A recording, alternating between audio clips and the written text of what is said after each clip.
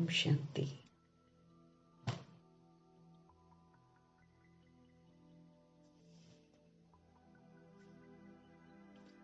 हम निराकार आत्माओं को निराकार परमपिता परमात्मा से हर दिन ओरिजिनल की तरफ लौटने की समझ मिल रही है।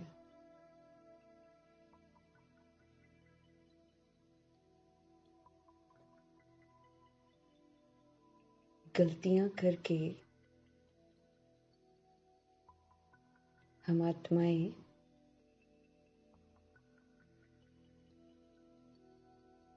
सृष्टि रूपी ड्रामा के गुनाहगार बन गए हैं। मीठे परमात्मा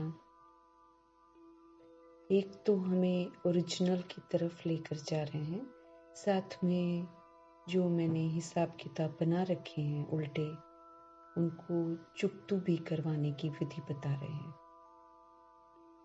प्लस हमारी वजह से जो दूसरी सोल्स बिगड़ गई हैं, उनको भी सुधारने की समझ देते जा रहे हैं। समझ देते हैं कि हम जितना स्मृतियों में रहेंगे कि हम कौन हैं, किसके हैं और हमें क्या करना है, उतना हम सेवा पर हैं। स्मृतियों से प्रभु कहते हैं समर्थी आ जाएगी। जब हम बार बार अपने आप को स्मृति दिलाएंगे कि मैं आत्मा परमात्मा का बच्चा हूं, अगर सदा ये स्मृति रहेगी तो हम गलत कर्म नहीं करेंगे, क्योंकि हम परमात्मा के बच्चे हैं। हमारे परमात्मा किसी को कुछ गलत बोलते ही नहीं है। वो तो रहम दिल है एकदम। वो किसी की गलतियों को, किसी की भूलों को अंदर में समाते नहीं है। दर्शन जरूर करा देते हैं पूरे ड्रामा में आत्मा क्या क्या करती है, लेकिन बार बार जिक्र नहीं करते गलतियों का, लेकिन अच्छा बनने की तरफ ध्यान खिंचवाते हैं कि ठीक है, गलतियां हो गई हैं, विस्मृत हो गए थे, लेकिन अभी अच्छे बनो। उसके लिए समझ देते हैं कि विघ्न भी आएंगे, परिस्थितियां भी आएंगी। अपने ही बनाए हुए विघ्न है, अपनी ही बनाई हुई परिस्थितियां हैं, अपने ही आचरण से दूसरों को बिगाड़ा हुआ है। तो बिगड़े हुए तो फिर बिगड़ा हुआ व्यवहार करेंगे। उनके पास समझ नहीं है। लेकिन हम भगवान के बच्चे, भगवान का बनकर हम वाह वाह हो गए हैं। हमें हर चीज को करेक्ट करने की समझ मिल रही है।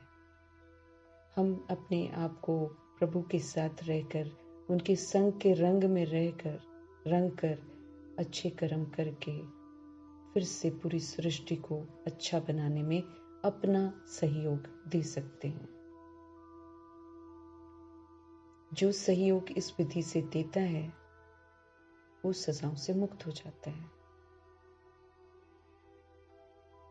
स्व की स्थिति में स्थित होने की समझ प्रभु मुझे बार बार दे रहे हैं। समझ देते हैं कि मैं निराकार आत्मा, सतगुणी आत्मा हूं। मैं स्मृति दिलाना मतलब फिर सतगुणी 7 गुणों को यूज करना है। ये फरमान है उनका। सृष्टि बिगड़ी पड़ी है, लेकिन मुझे 7 गुणों को ही यूज करना है।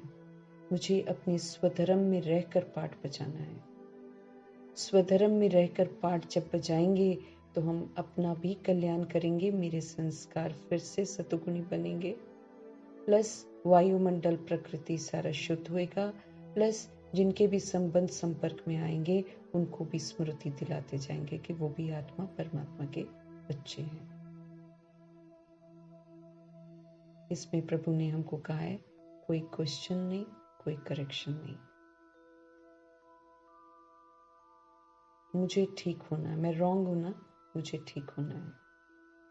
हम ठीक होकर दूसरों को ठीक करने की विधि दिखा सकते, वो भी बताना नहीं है कि ऐसे करो, ऐसे करो, ऐसे करो। वो भी छोड़ दो। बाबा कहते हैं तुम सिर्फ बन जाओ, क्योंकि लोग देखना चाहते हैं अब सुनना और समझना बिल्कुल नहीं चाहते हैं। आप सतगुणी बनकर पाठ बजाओ। आपके सतगुणी पाठ से दूसरी सोल्स को लेसन मिल जाएगा। दूसरी सोल्स जो हैं वो प्रभु की बन जाएंगी, वो भी सतगुणी बन जाएंगी। आप सिर्फ करना शुरू करो। तो हम आत्माओं को रोज जब तक प्रभु हैं तब तक मुरली है, मुरली मिल रही है, तो जितना हो सके अटेंशन रखकर आत्मा के भान में अपनी ओरिजिनल स्थिति में स्थित होना है। तो निराकार परमपिता परमात्मा की मुरली जो हीरे तुल्य बनाती है, जो हमें सच्चा नारायण, सच्ची लक्ष्मी बनाती है, ऐसी मुरली को हम निराकार स्थिति में स्थित होकर निराकार परमपिता परमात्मा से समझेंगे। शिव पिता परमात्मा और ब्रह्मा माँ को हाजिर नाजिर रखेंगे। वही हमारे बुद्धि का ताला खोलते हैं, उन्हीं से फिर हमको समझ मिलती है।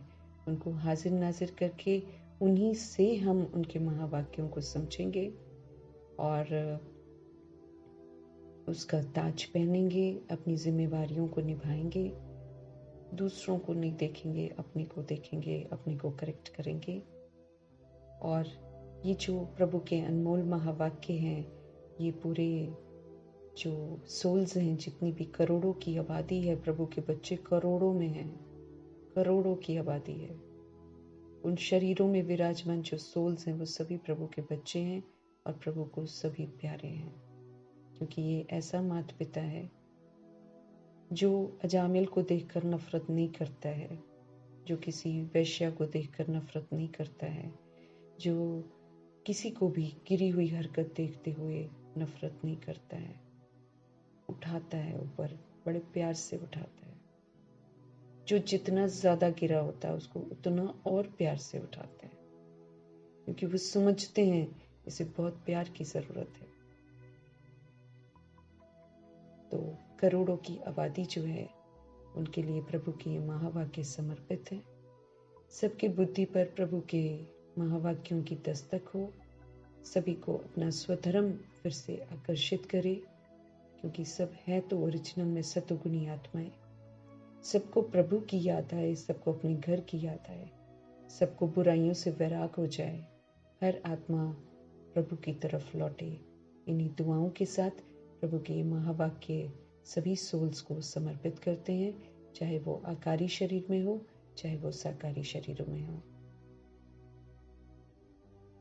प्लस प्रभु के ये महावाक्य प्रकृति के लिए समर्पित है, 5 तत्वों के लिए समर्पित है, वायुमंडल के लिए समर्पित है। प्रभु की ये महावाक्यों की जो पवित्रता की खुशबू है, ये सभी तरफ फैले, सभी फिर से प्योर बने, सशक्त बने, सतोप्रधान बने। इन्हीं दुआओं के साथ सभी को समर्पित करते हुए देखते हैं आज हमारे मीठे मीठे परमपिता परमात्मा हम आत्माओं को किस विधि से सुधारते हैं। मीठे बाबा बोले,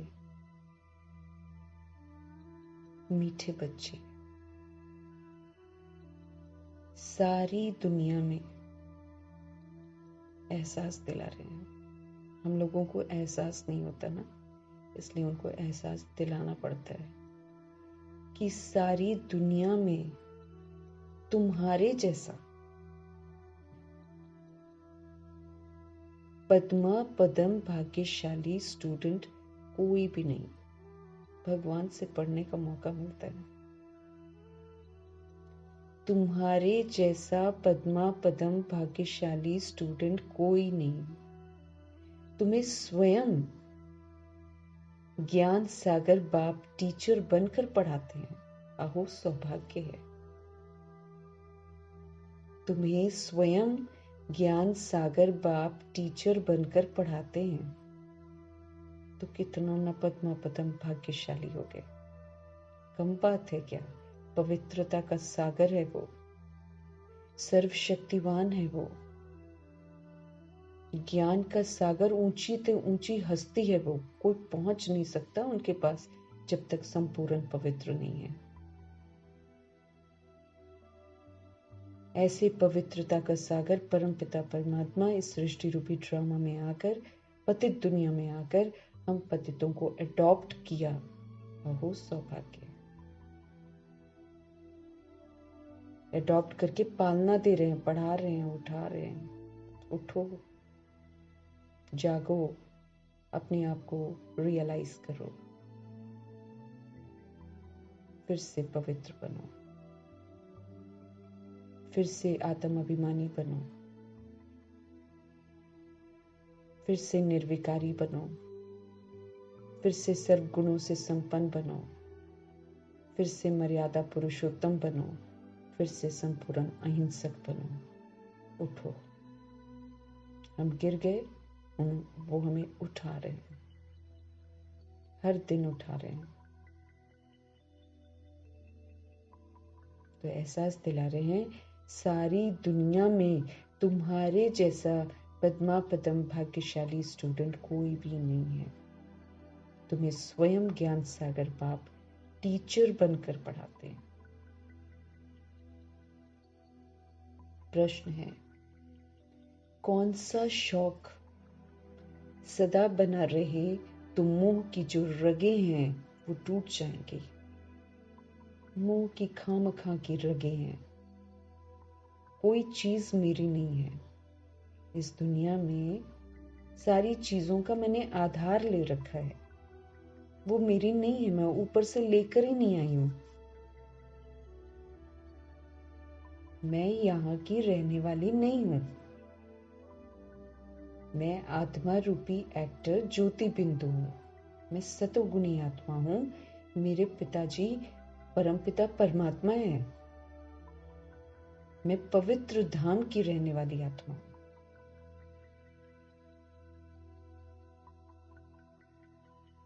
लेकिन यहाँ पर देह के भान में आकर, देह रूपी इंस्ट्रूमेंट लेकर, उसका घमंड करके मैंने तो देह से संबंधित जितनी भी चीजें बनाई उसको मेरा मेरा मेरा मेरा मेरा मेरा कह दिया और सबके साथ अटैचमेंट कर लिया।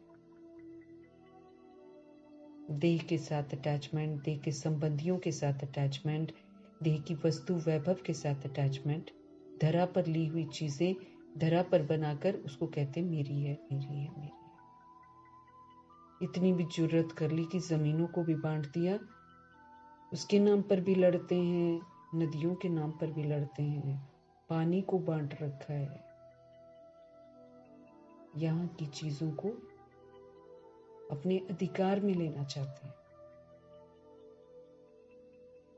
मुफ्त में मिली हुई चीजों की कीमत लगाते हैं। मुफ्त में मिलती है ना। जमीन के दाव कितने कितने लगा दिए, इतने करोड़ की है, इतने की है, इतने की। हर चीज का आत्मा आत्मा को लूटती है। देह अभिमान है। मोह की रगें, मेरा बच्चा है, ये मेरा है, ये मेरा है, ये मेरा है। किसको देखकर बोलती है? विनाशी देह को देखकर बोलती है मेरा है। वो तो विनाश हो जाएगी, कहां से आपका है? जो बिल्डिंगें हैं सब टूट फूट जाती हैं, कहाँ कौन मेरा है?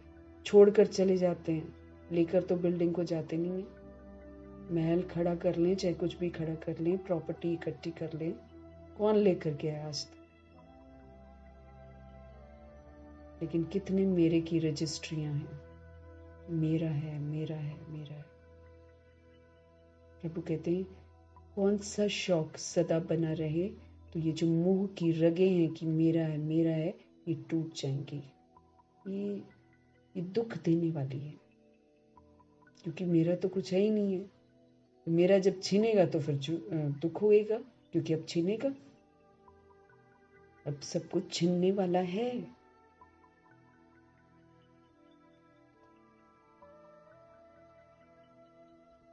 रिश्ते बना रखे हों, अब 10 बच्चे पैदा कर लो, तुम्हारे बनेंगे क्या? 10 घर खरीद लो, रहेगा क्या आपका? सब टूटेगा अभी सामने। क्यों बोल रहे हैं देह सहित देह के सभी संबंधों को भूल जाओ? ये सब खत्म होने हैं, आंखों के सामने खत्म होंगे। अगर भूला नहीं होगा, प्रभु से स्टैंप नहीं लगवाया होगा, रोते रहेंगे, मेरा पोता है, मेरा बच्चा है, इसको क्या हो गया, इसको क्या, इसी में रह जाएंगे, सुपर फेल हो जाएंगे। क्योंकि अंतमति सो गति, आत्मा का परमात्मा के सिवाय कोई है ही नहीं है। देह तो विनाशी, मैंने तो खामखा उसको अपना समझ रखा है। इतनी गहरी रगे हैं। मेरा बेटा है, मेरा बच्चा, अभी तक घर के बच्चों को बच्चा ही समझते हैं।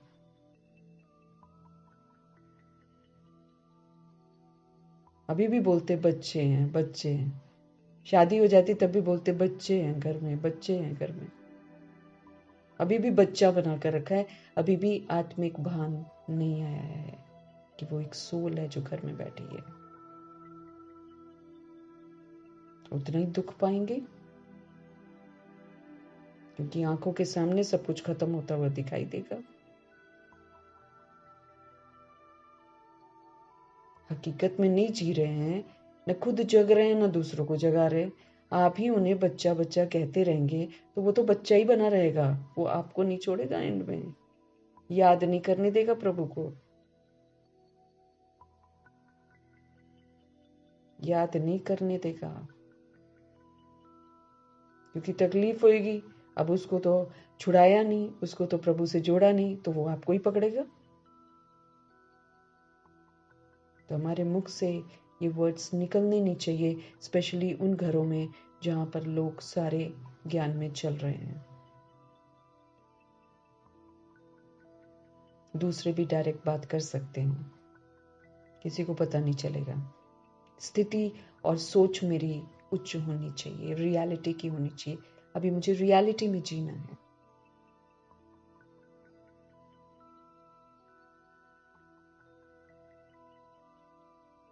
तो कौन सा शौक सदा बना रहे, तो ये जो मोह है, मेरा मेरा मेरा, ये रगें जो हैं बड़ी गहरी, ये टूट जाएंगी। उत्तर है सर्विस करने का शौक बना रहे, तो मोह की रगें जो है ना छूट जाएंगी। सेवा,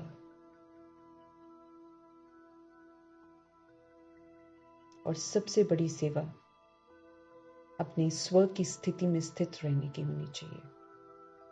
कौन हूं मैं? आत्मा हूं मैं। किसकी हूं? याद रहना चाहिए मुझे।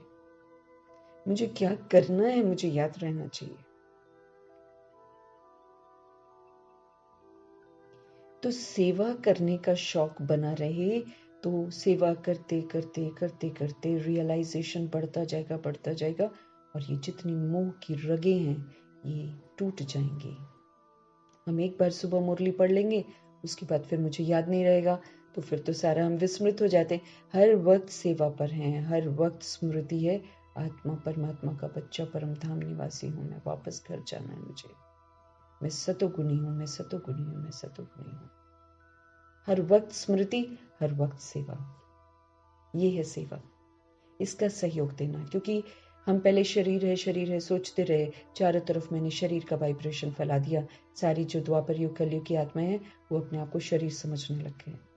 अब आत्मा हूँ, परमात्मा का बच्चा हूँ, इस स्मृति में रहना है। इस स्मृति के वाइब्रेशन फैलेंगे तो दूसरी सोल्स को याद आएगा वो भी आत्मा है, परमात्मा, क्योंकि करोड़ों की आबादी इसी विधि से जागेगी। हमारी अवस्था जितनी शक्तिशाली होगी उतना उनकी जागृति होगी। वो पढ़ेंगे नहीं, वो प्रभु से नहीं पढ़ेंगे, वो हम आत्माओं से भी नॉलेज नहीं लेंगे, वो हमारी स्थिति से बदलेंगे। मेरी स्थिति से जो वाइब्रेशंस फैलेंगे उससे वो सोल बदलेगी। तो हम तो घर के बच्चों को ही नहीं बदल रहे हैं, अभी तक उनको अपना बच्चा समझ रहे हैं। चेक करना है, हम सेवा पर हैं। हम घर में भी हैं तो हम सेवा पर हैं।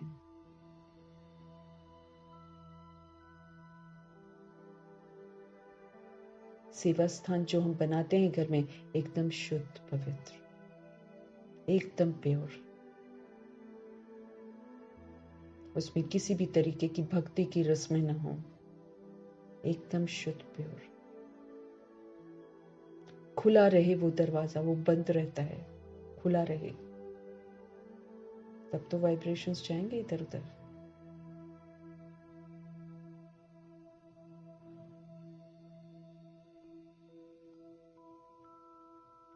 वही बंद रहेगा, इधर उधर जाएंगे त्योहारों में, जहाँ पर शिवरात्रि है, जागृत, वो प्योर खुला रास्ता खुला रहना चाहिए ना, वो बंद है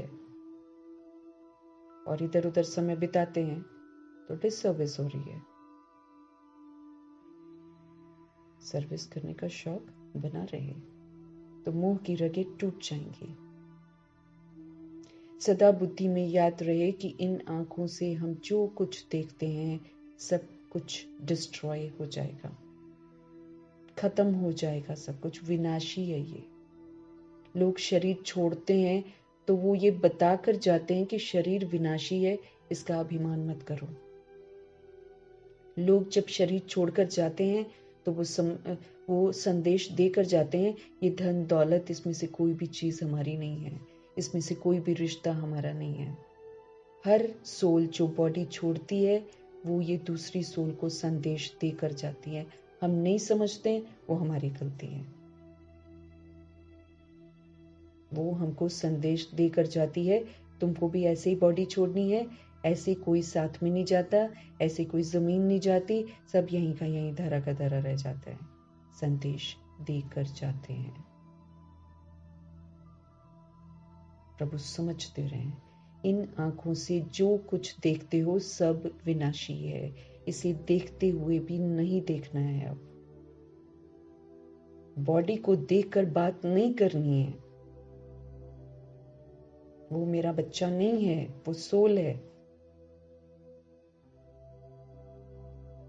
इसे देखते हुए भी नहीं देखना है, मतलब अब इससे अटैचमेंट जो है वो खत्म करनी है, और जो बॉडी के अंदर सोल है उसको जागृत करना है। मेरा काम क्या है?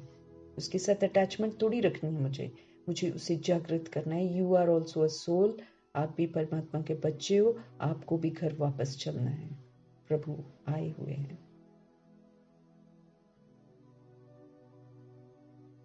देखते हुए नहीं देखने का मतलब ही तो ये है कि जो दिखाई दे रहा है उसको नहीं देखो, लेकिन जो अंदर बैठी है उसको तो जगाओ, उसको तो प्रभु से जोड़ दो। बाप की श्रीमत है, hear no evil, see no evil, do no evil, think no evil, speak no evil. संपूर्ण पवित्रता में प्रभु ने इवल की डेफिनेशन दी है, स्पष्टीकरण किया है। इवल बोलते किसको है? देह को देखना, देह की बातें सुनना, देह की बातें सोचना, देह की बातें बोलना, और फिर देह समझकर कर्म करना, सारा इवल है। इस देह को समझ के ही तो हम पापात्मा बने। देह की कर्म इंद्रियों की तरफ आकर्षित होते होते होते होते तो हम गिरती कला में चले गए। विनाशी शरीर रूपी इंस्ट्रूमेंट को प्यार करते हैं। खूबसूरत होनी चाहिए, ऐसी होनी चाहिए, वैसी होनी चाहिए, फिर वो भी लीपा पोती करते हैं। भैया इसके बिना तो शादी होगी नहीं, लीपा पोती करते हैं। देह को सब कुछ समझते हैं। देह झूठी है, देह विनाशी है।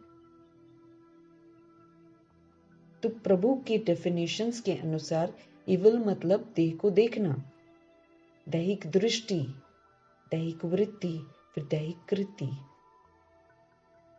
कुछ भी देह की बातें हम देखते हैं, देह की बातें हम सुनते हैं, देह की बातें हम करते हैं, सोचते हैं, बोलते हैं, देह समझकर कर्म करते हैं, पाप कर रहे हैं हम। संपूर्ण पवित्रता में स्पष्टीकरण है प्रभु का।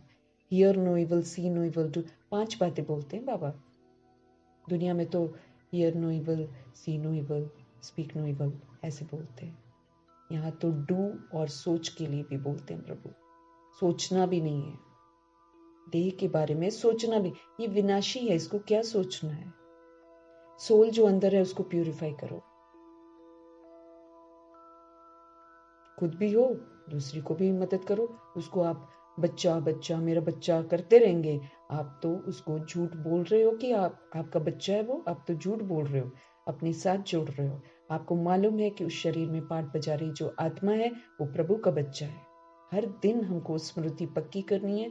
स्मृति से फिर हम समर्थ बनेंगे, तब जाकर एंड का विनाश जब होगा, मेरा बुद्धि का योग प्रभु के साथ रहेगा, जो मेरे साथ रह रही आत्माएं उनका भी बुद्धि का योग प्रभु के साथ रहेगा। ये हकीकत है।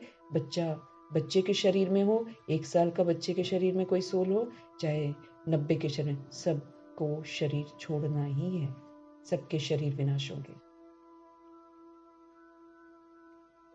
प्रभु ऐਵੇਂ नहीं बोलते विकारी हत्याला मत बांधो, बोलते हैं विकारी वृद्धि मत करो, क्योंकि वो जानते हैं ये मोह की रग जुड़ जाएगी, फिर जब मरेंगे शरीर फिर रोएंगे ये लोग और प्रभु को याद नहीं कर पाएंगे। इसलिए मना करते हैं। वो लोग सुनते नहीं है, सुनते नहीं है तो फिर भुगतेंगे।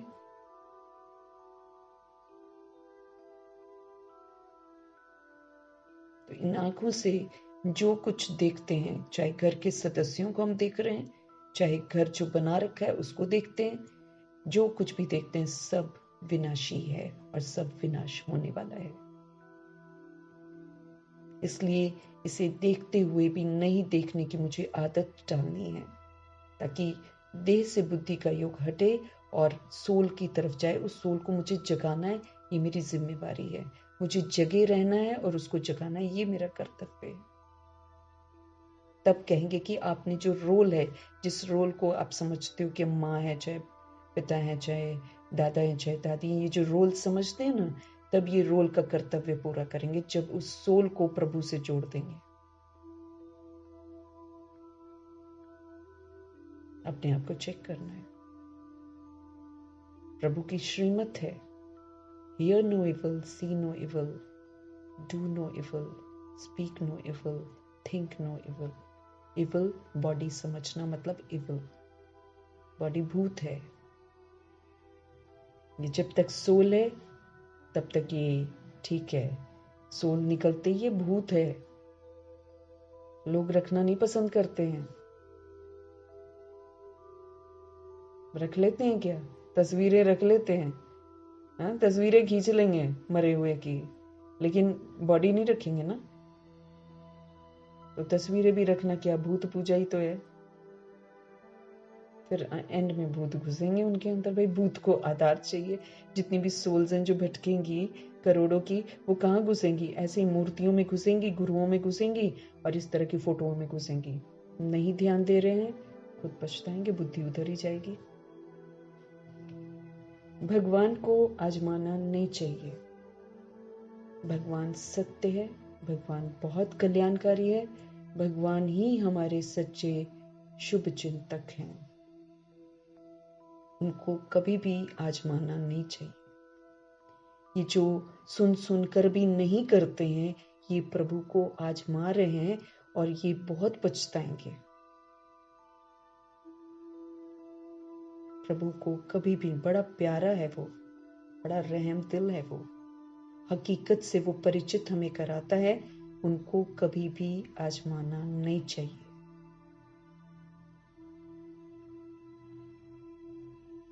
तुरंत कहे, तुरंत करना है, नहीं तो दुख पाएंगे। ओम शांति। शिव भगवान वाच। मीठे शालिग्रामों या रूहानी बच्चों प्रति, अब प्रभु ने सबको स्मृति दिला रखी, भाई आप आत्मा हो। लेकिन मुरलियां जनरल में तो सभी के लिए है। लेकिन जो सोल्स प्रभु का कहना मानती हैं, प्रभु के कार्य में सहयोगी बनती हैं, वो है शालिग्राम बच्चे। शालिग्राम रूहानी बच्चे वो होते हैं जो अपने को आत्मा समझकर चलते हैं, आत्मा के स्वधर्म में रहते हैं और प्रभु के मददगार बनते हैं। सिर्फ वही शालिग्राम है। यूं तो सारे हैं, लेकिन प्रैक्टिकल सबूत भी तो देना पड़ता है। जो प्रैक्टिकल सबूत देते हैं उन्हीं का शिवलिंग के साथ रोज पूजन होता है, रोज। वो जो दूसरे हैं हजारों में, वो तो चलो एक बार होएगा साल में, लेकिन ये जो रोज पूजन होता है शिवलिंग के साथ 3-4 का, तो 3-4 ये दर्शाते हैं बहुत कम सोल्स ऐसी होती हैं जो आत्म अभिमानी बनती हैं, शालिग्राम बनती हैं। ये तो बच्चे समझते हैं। हम सतयुगी आदि सनातन पवित्र देवी देवता धर्म के थे। समझ मिल रही है ना?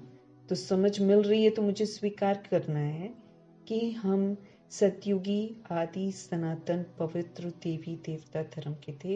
ये प्रभु ने सभी को स्मृति दिलाई हुई है। अब जो इस धर्म का होगा वो इस धर्म की विशेषताओं को फिर से धारण जरूर करेगा। जो नहीं होगा वो नहीं करेगा।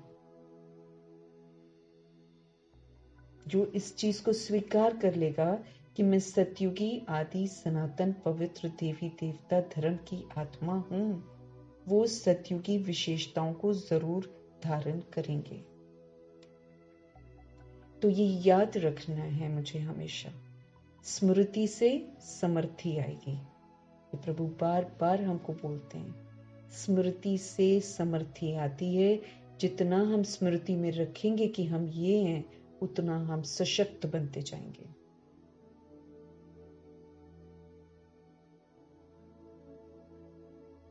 आदि सनातन देवी देवता धर्म को तो बहुत मानते हैं, परंतु देवता धर्म के बदले हिंदू नाम रख दिया है।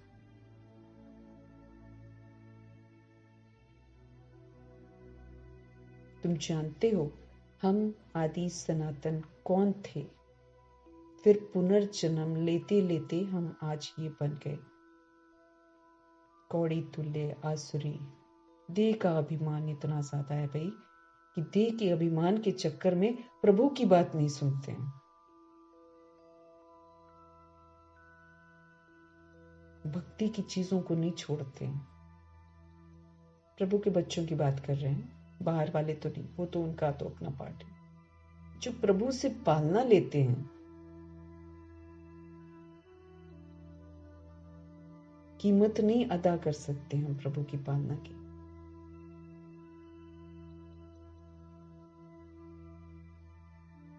फिर पुनर्जन्म लेते लेते ये बने हैं, ये भगवान बैठकर समझाते हैं। भगवान हमारा कोई देहधारी मनुष्य नहीं है। वो देहधारी नहीं है। देहधारी तो कमजोरी हो गई ना, वो देह का आधार ले लिया, कमजोर बनते चले जाते हैं। तो प्रभु हमारे सदा ही पवित्रता के सागर हैं। वो सागर ही सागर है विशेषताओं के, एकदम प्योर। भगवान देहधारी मनुष्य नहीं है। आत्मा देह लेती है लेकिन है तो निराकार ना। तो उस निराकार को अब फरमान मिला हुआ है कि सिर्फ निराकार को याद करो और किसी को नहीं, और किसी को रखना नहीं साथ में। ये प्रभु का फरमान है, नहीं तो मैं नहीं रहूंगा। वो साफ बोलते हैं, मैं उस घर में नहीं रहूंगा। देहधारियों के साथ रहकर तो हम बिगड़ते ही तो हैं। कौन से देहधारी ने मुझे पवित्र बनाया? किसने मेरे दुखों को हरा है? हमें शारीरिक रोग हो रहा है, हमने गुरु बना रखे हैं, तो गुरु ने मेरे सारे कष्ट दूर कर दिए हैं क्या? रोगी तो हम फिर भी हैं, लेकिन प्रभु निरोगी बनाने के लिए आए हैं। फिर निरोगी बनने के लिए फिर मुझे पवित्र बनना पड़ेगा ना। तो वो तो जर्नी मेरी चलेगी चलेगी पीछे को। वो तो फिर मैं जाऊंगी ओरिजिनल की तरफ। जितना जाती जाऊंगी उतना निरोगी बनती जाऊंगी। कंडीशन है। अब ये थोड़ी कि भगवान के बन गए तो तुरंत मेरी सारी बीमारियां, भाई पाप कर रखे हैं, वो पाप कौन चुकता करेगा? लेकिन प्रभु की श्रीमत पर चलते चलते चलते चलते ही तो हमने हेल्दी वेल्दी हैप्पी बनना है।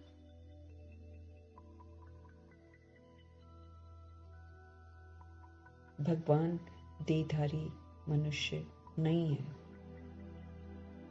उनके साथ किसी देहधारी को हम रख नहीं सकते हैं। अगर हम रख रहे हैं तो हम भगवान को आजमा रहे हैं, बहुत पछताएंगे।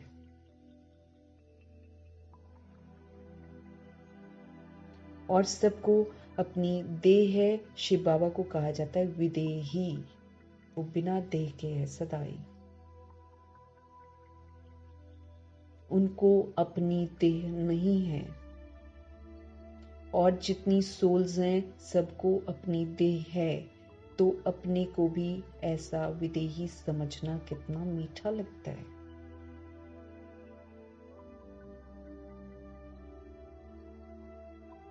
प्रभु की अपनी देह नहीं है, हम सभी की अपनी देह है, लेकिन अभी मेरे को समझ में आता है इस देह में मैं आत्मा हूं।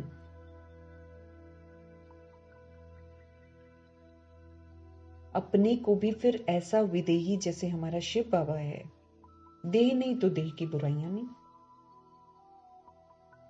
कितना मीठा लगता है। हम क्या थे, अब क्या बन रहे हैं, ये ड्रामा कैसा बना हुआ है, ये भी तुम अभी समझते हो। अभी हम प्रभु से समझ रहे हैं हर एक बात। तो समझ मिलने के बाद, बाबा ने उस दिन क्या बोला था, समझ मिलने के बाद बेसमझी नहीं करनी चाहिए।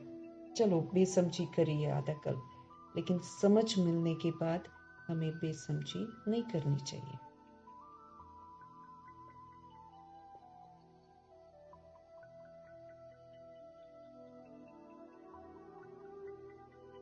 ये देवी देवता धर्म ही पवित्र गृहस्थ आश्रम था। जब देवी देवता थे, लक्ष्मी नारायण जब थे, तो गृहस्थ था, फैमिली है ना, लेकिन तब वो पवित्र गृहस्थ था, उसको आश्रम कहा जाता था। गंदगी नहीं थी वहां पर, बिल्कुल भी किसी भी तरीके की दैहिक गंदगी नहीं थी। अब तो गंदी देह है।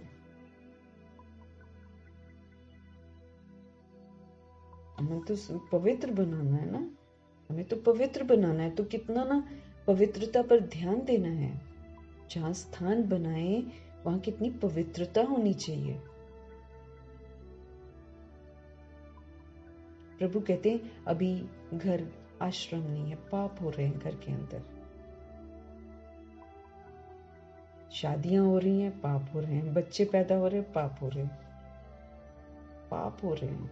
अधर्म, वो अधर्म जो सृष्टि को पसंद नहीं है, वो अधर्म जो आत्मा का स्वधर्म के बिल्कुल विपरीत है। आत्मा ओरिजिनल में पवित्र धाम की रहने वाली है, उसके तो स्वधर्म के बिल्कुल उल्टी चीज है ये। लेकिन घर में अधर्म होता है, पाप होता है। अभी आश्रम नहीं है ये, इसीलिए दुख है, अशांति है, कष्ट है, रोग है, जो भी है, लड़ाई है, झगड़े हैं, सब है। अभी ये आश्रम नहीं है। तुम जानते हो अभी हम आदि सनातन देवी देवता धर्म की स्थापना कर रहे हैं। अब हमारे ऊपर बहुत बड़ी जिम्मेवारी है। अब हमने इसको पाप बना दिया ना, गृहस्थ को बिल्कुल अधर्मी बना दिया। अभी हम क्या कर रहे हैं, अभी मेरे को समझ में आ गया है। तुम जानते हो अभी हम आदि सनातन देवी देवता धर्म की स्थापना कर रहे हैं, हम सहयोग इसमें दे रहे हैं। तो मेरे को क्या यूज करना है, सिर्फ दिव्यता को यूज करना है, सिर्फ 7 गुणों को यूज करना है, और अष्ट शक्तियों को यूज करना है, ज्ञान रत्नों को यूज करना है, स्वदर्शन चक्र को बुद्धि में रखना है, शंख ध्वनि करते रहना है, श्रेष्ठ कर्म रूपी गदा को यूज करना है, कमल आसन पर मुझे विराजमान रहना। मेरी जिम्मेवारियां बहुत हैं। सजाओं से बचना है तो करना है, विष्णुपुरी में जाना है तो करना है, नहीं जाना है कोई बात नहीं, सजा तो मिलेगी फिर, क्योंकि प्रभु ने जो लक्ष्य दिया है उसको हम पूरा नहीं करेंगे तो प्रभु कहते सजा ड्रामा में मिलती है। प्रभु पनिश किसी को नहीं करते हैं, लेकिन ड्रामा सबको पनिश करता है। ड्रामा किसी को भी छोड़ता नहीं है, ये डरा डरा के सजा देता है, क्योंकि जैसा विनाश है वो डराएगा। जो जो चीजें हम प्रभु का कहना नहीं मानते हैं, वही वही चीजें करवा के डरा के फिर हमसे चुकतू करवाएगा हिसाब किताब। ड्रामा प्रभु कहते किसी को भी बख्शता नहीं है। प्रभु तो फिर रहम दिल है, फिर माफ कर देते हैं। ड्रामा किसी को नहीं छोड़ेगा। इसलिए लक्ष्य को अटेन करना, उस घराने में जाना, ये हम आत्माओं का फर्ज है। अगर हम वहां तक नहीं पहुंचते हैं तो सजाएं खड़ी हैं धर्मराजपुरी की, वो खौफनाक होगी।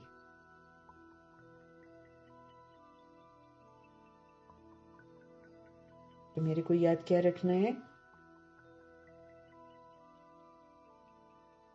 कि अभी हम आदि सनातन देवी देवता धर्म की स्थापना कर रहे हैं। ईश्वरीय नियमों पर चलना बहुत जरूरी है, श्रीमत पर चलना बहुत जरूरी है, मर्यादाओं में रहना बहुत जरूरी है। किसी भी तरह की हिंसा नहीं होनी चाहिए। कुछ आत्मा से संकल्प में भी कोई हिंसा नहीं होनी चाहिए। ये हमें होमवर्क मिला हुआ है। हिंदू नाम तो अभी रखा है, आदि सनातन हिंदू धर्म तो है नहीं। बाबा ने बहुत बार कहा है, आदि सनातन धर्म वालों को समझाओ, बोलो, इसमें लिखो आदि सनातन देवी देवता पवित्र धर्म के हो या हिंदू धर्म के हो। ऐसे मेंशन करने से वो क्या होता है, लेवल थोड़ा ऊपर हो जाता है, तो हिंदू भी वो खुंदक नहीं खाएंगे। वो जब देखेंगे आदि सनातन देवी देवता पवित्र धर्म, तो वो हिंदू को छोड़ देंगे, वो ऊपर वाला धर्म कहेंगे। इसलिए प्रभु कहते उनको बताओ कि आदि सनातन देवी देवता पवित्र धर्म के हो या हिंदू धर्म के हो। तो उनको 84 जन्मों का मालूम पड़े। ये नॉलेज बहुत इजी है। बाबा कहे सिर्फ लाखों वर्ष कहने से मनुष्य जो है मूंझ गए हैं, कंफ्यूज हो गए हैं। ये भी ड्रामा में नूंद है, कंफ्यूजन भी ड्रामा में नूंद है। तभी तो प्रभु आकर उसको करेक्ट करते हैं। सतो प्रधान से तमो प्रधान बनने का भी ड्रामा में पार्ट है। आधार लेते जाते हैं, नीचे गिरते जाते हैं, तमो प्रधान बन जाते हैं। ये भी ड्रामा में पार्ट है। देवता धर्म वाले ही 84 जन्म लेते लेते कितने छीछी बन पड़े हैं। देवता धर्म वाले जो सोल्स हैं, आदि सनातन देवी देवता धर्म वाली जो सोल्स हैं, वही तो 84 जन्म लेते लेते 83 जन्म लेते लेते कितने छीछी बन पड़े हैं, गंदे। एकदम संपूर्ण पवित्र सतो प्रधान सोल्स पुनर्जन्म में आते आते, देह के भान में आते आते कलयुग में 83 जन्म लेकर बिल्कुल ही छीछी गंदे बन पड़े। फिर प्रभु ने आकर उनको अडॉप्ट किया, शूद्र जीवन से अडॉप्ट किया और फिर सही विधि बताई, तो मेरा 84वां जन्म शुरू हो गया। अब इस 84वें जन्म में कितना वो सारा प्रजापिता ब्रह्मा और मातेश्वरी ने कैसे अपने आप को पूरा करेक्ट किया। बिल्कुल ओबीडियंट बच्चे जैसे होते हैं ना, आज्ञाकारी बच्चे, एकदम कोई प्रश्न नहीं, कोई किसी का करेक्शन नहीं, अपने ऊपर पूरा ध्यान दिया और फिर से पूजनीय बन गए। सजाओं से मुक्त हो गए, सूक्ष्म वतनवासी बन गए। जब तक हम यहाँ पर हैं, हम धर्मराज के वो कटघरे में खड़े हैं। उसमें से बाहर निकलने की विधि है, एकदम प्योर बन जाओ और निकल जाओ। कोई कुछ हाथ नहीं लगाएगा, कोई कष्ट नहीं होगा। पहले भारत कितना ऊंच था, भारत की ही महिमा करनी चाहिए। अब फिर तमो प्रधान से सतो प्रधान, पुरानी दुनिया से नई दुनिया बननी जरूर है। प्रभु जी आए हैं तो बनेगी बनेगी। बनने वाली सोल्स तो चली भी गई हैं, जो सतो प्रधान बन गई हैं वो सोल्स तैयार हैं। एडवांस पार्टी तैयार है कृष्ण को लाने के लिए। हमारे पास वक्त कम है।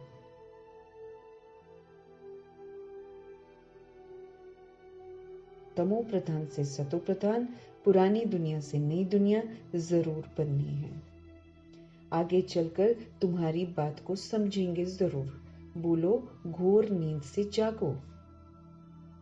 हम जगेंगे तो दूसरों को जगाएंगे ना। हम ही नहीं जगेंगे तो क्या जगाएंगे हम दूसरों को। हम ही अभी तक मेरे मेरे में फंसे पड़े हैं।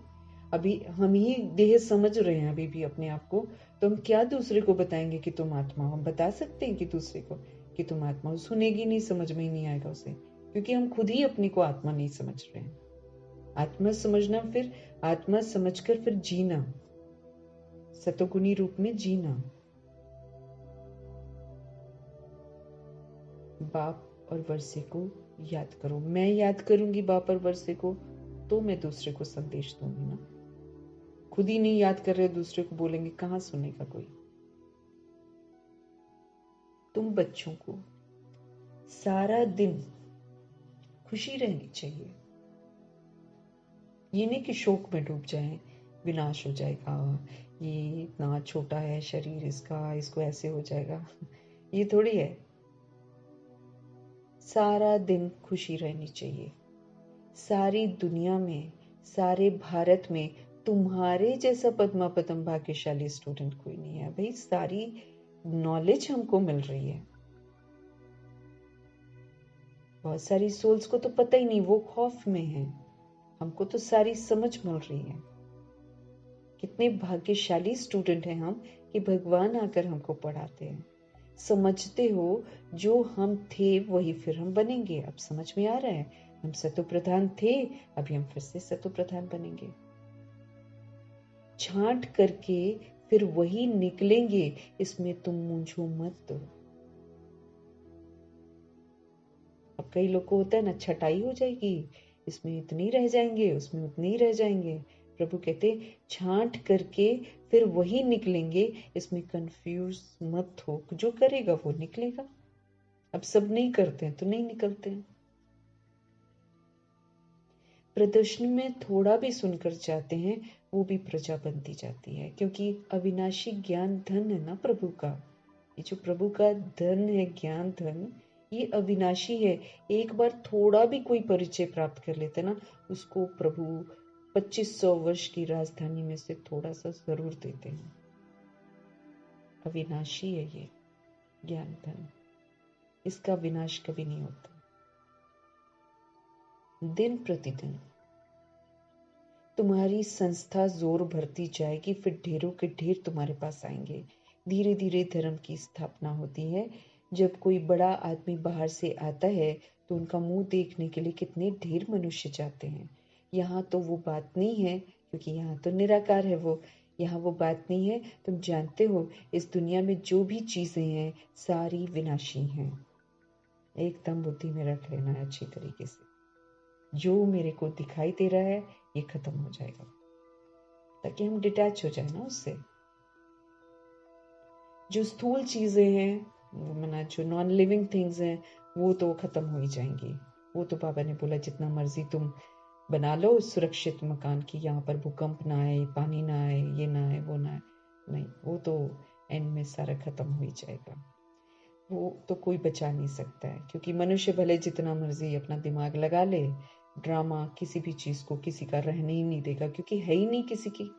वो उसके देह के अभिमान को तोड़ेगा। विधि है देह अभिमान के टूटने की।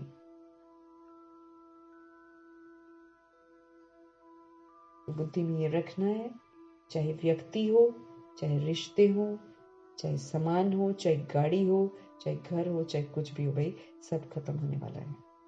आंखों के सामने खत्म होगा। अटैचमेंट नहीं होनी चाहिए।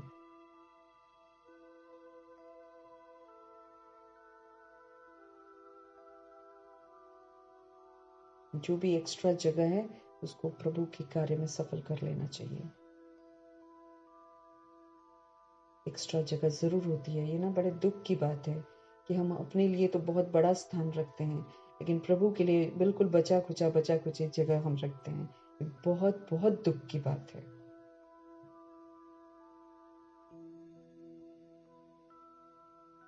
क्योंकि हम भले छोटी सी जगह में रहें, लेकिन मेरे प्रभु का स्थान बड़ा सुंदर, बड़ा खूबसूरत होना चाहिए, जो दुनिया को आकर्षित करे, जहां से अच्छे अच्छे वाइब्रेशंस चारों तरफ फैले। लेकिन बड़े ही दुख की बात है, 3 फ्लोर होंगे, 4 फ्लोर रहेंगे, बचा खुचा एरिया रखेंगे, उस भी बचे खुचे एरिया में बचा खुचा माल भी रखेंगे उसके अंदर, और प्रभु के साथ देहधारी को भी रख देंगे। बड़े ही दुख की बात है। उसकी इज्जत नहीं करते, दरवाजे बंद रखेंगे, जब सेवा का वक्त है उस समय कहीं और जाएंगे, तो ये तो बड़े दुख की बात है। वो एहसास नहीं, भोग नहीं लगाएंगे, अपने आप खाएंगे। बाबा भोग नहीं खाता है, लेकिन इस समय हमको सारा दूषित चीजें मिलती हैं। उस दूषित चीजों को प्यूरिफाई करने के लिए प्रभु हमारे भले के लिए कहते हैं, भाई भोग लगा कर खाओ, कम से कम याद से वो चीज प्यूरिफाई हो जाए। प्रभु खाते नहीं है, तो हम अपने आप को चेक कर सकते हैं, क्या हम तीनों समय भोग लगाते हैं प्रभु को? कि कोई फ्रूट लाए तो खुद ही खाने बैठ गए, बच्चों को दे दिया, बच्चे बच्चे बच्चे बच्चे करते रहते हैं।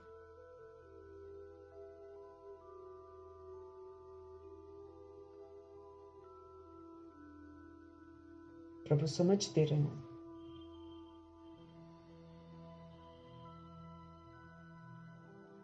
अभी नहीं करेंगे तो फिर कब करेंगे?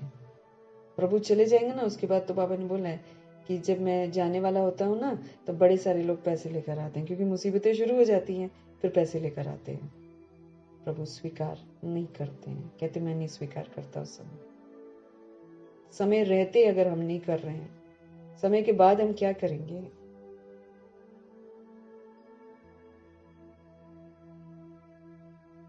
प्रभु कहते हैं इस दुनिया में जो भी चीजें हैं सब विनाशी हैं, उन्हें नहीं देखना है। सी नो इविल, ये किचड़ा तो भस्म होने वाला है, सारा का सारा किचड़ा इकट्ठा, हमने सारा किचड़ा इकट्ठा कर रखा है। बॉडी भी हमारा क्या है? किचड़ा है, किचड़ा, विकार से पैदा हुई बॉडी है ये तो प्रभु के काम आ रही है, तो अहो सौभाग्य है। तो जग जग कर इसको सफल कर देना है, हड्डी हड्डी इसकी सफल करनी है, क्योंकि इसकी हड्डी हड्डी अभी तमो प्रधान बन गई है।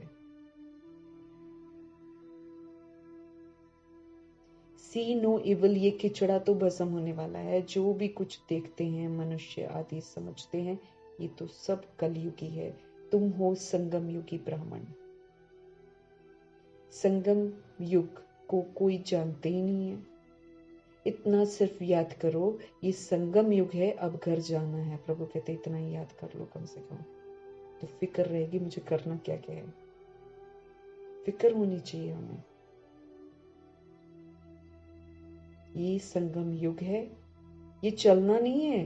कई लोग इसको ही चलाने में बैठ गए हैं। तभी तो बाबा एक अव्यक्त मुरली में बोल रहे हैं, मैं क्या करूं, इनको बोलता हूँ। ब्रह्मा जी ने व्यक्त से अव्यक्त होकर दिखाया कि भाई ये होमवर्क है जो करना है आप लोगों को। प्रभु कहते वो उस मिलन को ही, अव्यक्त मिलन को ही समझने लग जाते, ये चलता ही रहेगा। बस हर साल चल पड़ो बैग लेकर और मिलन मनाओ और वापस आ जाओ। 18 जनवरी स्मृति दिवस हम आत्माओं को समर्थ बनने का दिवस है। मैंने समर्थ बनने की शिक्षा दे रहे हैं कि भाई व्यक्त से अव्यक्त बनना है। कितना पहुंचे हो? अव्यक्त कितना सूक्ष्म वतन के पास पहुंचे? पूछते हैं भगवान। और यहाँ क्या है? पैक करना है, जाना है, आना है, फिर वही नॉर्मल लाइफ। इसी में सेंटर बनाने हैं, बढ़ाने हैं, नाम करना है, ये नाम हो वो नाम हो। ये तो फिर बाबा कहते हैं ना, सोने की जंजीरों में फिर से बंध गए सारे के सारे। संगम युग खत्म होना है, ये चलता नहीं रहेगा। ये तो सबसे छोटा युग है और इसी के अंदर पूरा सृष्टि परिवर्तन होना है। 88th शिवरात्रि हो गई, 12 वर्ष में पूरा चेंज ना, पूरा चेंज। एक दिन में विनाश नहीं होता है,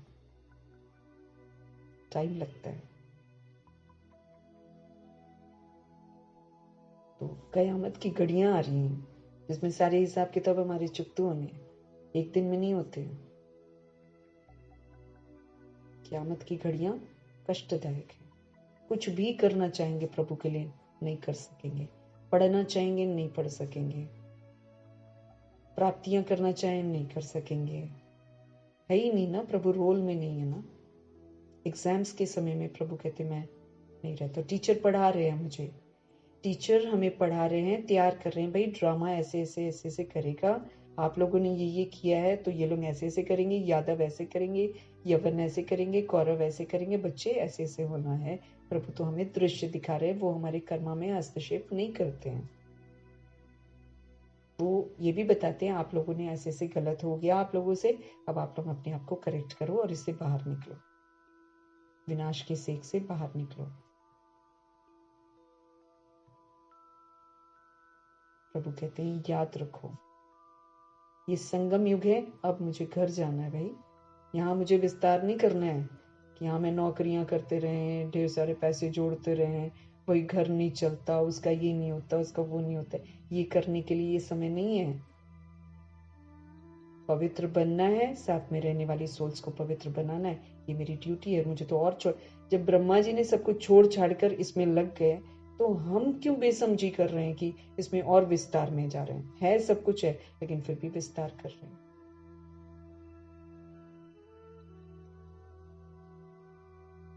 ये संगम युग है,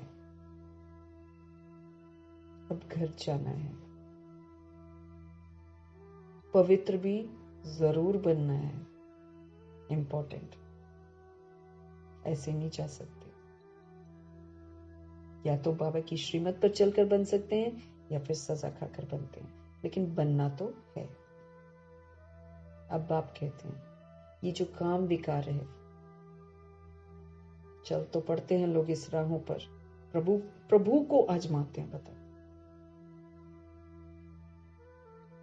प्रभु मना करते हैं, आते ही मना करते हैं प्रभु, पवित्र भव योगी भव, अब नहीं करना ये काम, करा है गलत है, अब नहीं करना। उसके बाद करवाते हैं और करते हैं। शादियां करवाते हैं ना, बीकेस बनते हैं या आते हैं और शादियां भी करवाते हैं। अंदर ही अंदर ढूंढते हैं बीकेस में। कहाँ वर्जित है, अपवित्रता वर्जित है यहाँ पर। वहां पर उस पवित्र जो चाहे सेंटर है चाहे कुछ है, वो प्रभु का घर है, वहां पर आकर दृष्टि वृत्ति, तो वायुमंडल खराब नहीं होगा तो और क्या होएगा? कहाँ योग लगेगा किसी का? उसके अंदर में नजर रहती किसका बेटा है किसकी बेटी है, और रिश्ते जोड़ना। प्रभु समझ देते हैं ये जो काम विकार है, ये आदि मध्य अंत दुख देने वाला है, इसको जीतो। दुख ही दुख है इसके अंदर। और अभी तो और विकारी हथियाले अगर बांध रहे हैं ना, तो बच्चे भी बड़े टेढ़े बांके होने वाले हैं। एक तो प्रभु की अवज्ञा, ऊपर से विकार, मतलब विकार इतना हावी हो गया, प्रभु की श्रीमत बेकार लगती है और फिर करते हैं ना, तो कितना ना दुखों की प्राप्ति होने वाली है। और आने वाले समय में रोग ही रोग है, मना हर चीज दूषित मिलेगी, हर चीज खराब मिलेगी। हवा दूषित हो जाए, हो ही गई है, बीमारियां तरह तरह की पैदा मना निकलेंगी, यही भाग दौड़ में रह जाएंगे। आदि मध्य अंत दुख देने वाला है, इसको प्रभु कहते जीतो। विष के लिए देखो कितना तंग करती है दुनिया, मत मारी गई है ना सोल्स की, तो विष के लिए तंग करते हैं, विकार में जाने के लिए तंग करते हैं। बाप कहते हैं काम महाशत्रु है, उसको जीतना है। अब इस समय कितने ढेर मनुष्य हैं दुनिया में, तुम एक एक को कहां तक समझाएंगे? एक को समझाते हो तो दूसरा कहता है जादू है। फिर क्या करते हैं? पढ़ाई छोड़ देते हैं। इसलिए बाप कहते हैं आदि सनातन धर्म वालों को समझाओ। आदि सनातन है ही देवता धर्म। तुम समझाते हो इन लक्ष्मी नारायण ने ये मर्तबा कैसे पाया, मनुष्य से देवता कैसे बने, जरूर अंतिम जन्म होगा। 84 जन्म पूरे कर फिर ये बने। ये 84वां जन्म पूरा करते हैं ना, 84वां जन्म में पूरा प्रभु से पढ़ते हैं, पूरा अपने आप। मम्मा बाबा देखो 84वां जन्म पूरा किया, अभी अव्यक्त रूप में पाठ बजा रहे हैं, अपना सारा ऋण उतारा उन्होंने, रियलाइज किया कि ठीक है हमसे भूल हुई है, अब हमको कभी भी ऐसा नहीं करना है। संपूर्ण पवित्र बनकर दुनिया में भी दिखाया, संपूर्ण पवित्र बनकर प्रभु के मददगार बनकर सृष्टि को पावन बनाने में मददगार बन रहे हैं। इनको कहते हैं आज्ञाकारी बच्चे।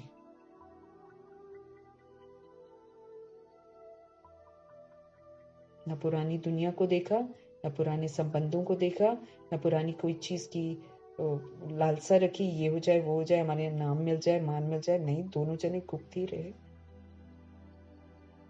अपना कार्य फटाफट फटाफट पूरा किया एकदम, ज्ञान योग धारणा सेवा एकदम पूरा ध्यान दिया, आत्मा का पाठ पक्का किया, पूरा किया, तभी तो शरीर छोड़ा ना, क्योंकि जब तक पतित है तब तक शरीर छोड़ते नहीं है। पूरा संपूर्ण पवित्र बनकर, फरिश्ता बनकर दोनों ने शरीर छोड़ दिया अपने अपने समय पर। अभी दोनों एकदम, मम्मा ने पहले छोड़ा और जाकर प्रभु के साथ फिर लग गए कि सृष्टि को और पावन बनाना है। अपने बारे में सोचा क्या, हम ये बना लें, हम वो बना लें, हम वो कर लें। उनके पास तो 100 वर्ष का संगम युग था, आराम से एंजॉय कर सकते थे। नहीं, एकदम जिम्मेवारी अपनी A to Z समझकर समय से पहले सारा कुछ अपने आप को क्लियर किया। तो हमको भी तो वही मिला हुआ है होमवर्क। प्रभु कहते पढ़ाई छोड़ देते हैं, पढ़ाई जरूर छोड़ते हैं। ये काम विकार में जाने से पहले जितनी भी सोल्स हैं, ये पहले पढ़ाई से डिस्कनेक्ट करती हैं। उतना दिन पढ़ेंगी नहीं, मैसेज भेजेंगे उतना दिन नहीं पढ़ेंगे, बाद में काला मुंह करेंगी, फिर पढ़ती हैं, फिर समझ में नहीं आता, क्योंकि उसके बाद समझ में नहीं आएगा ना, बाबा कहते हैं।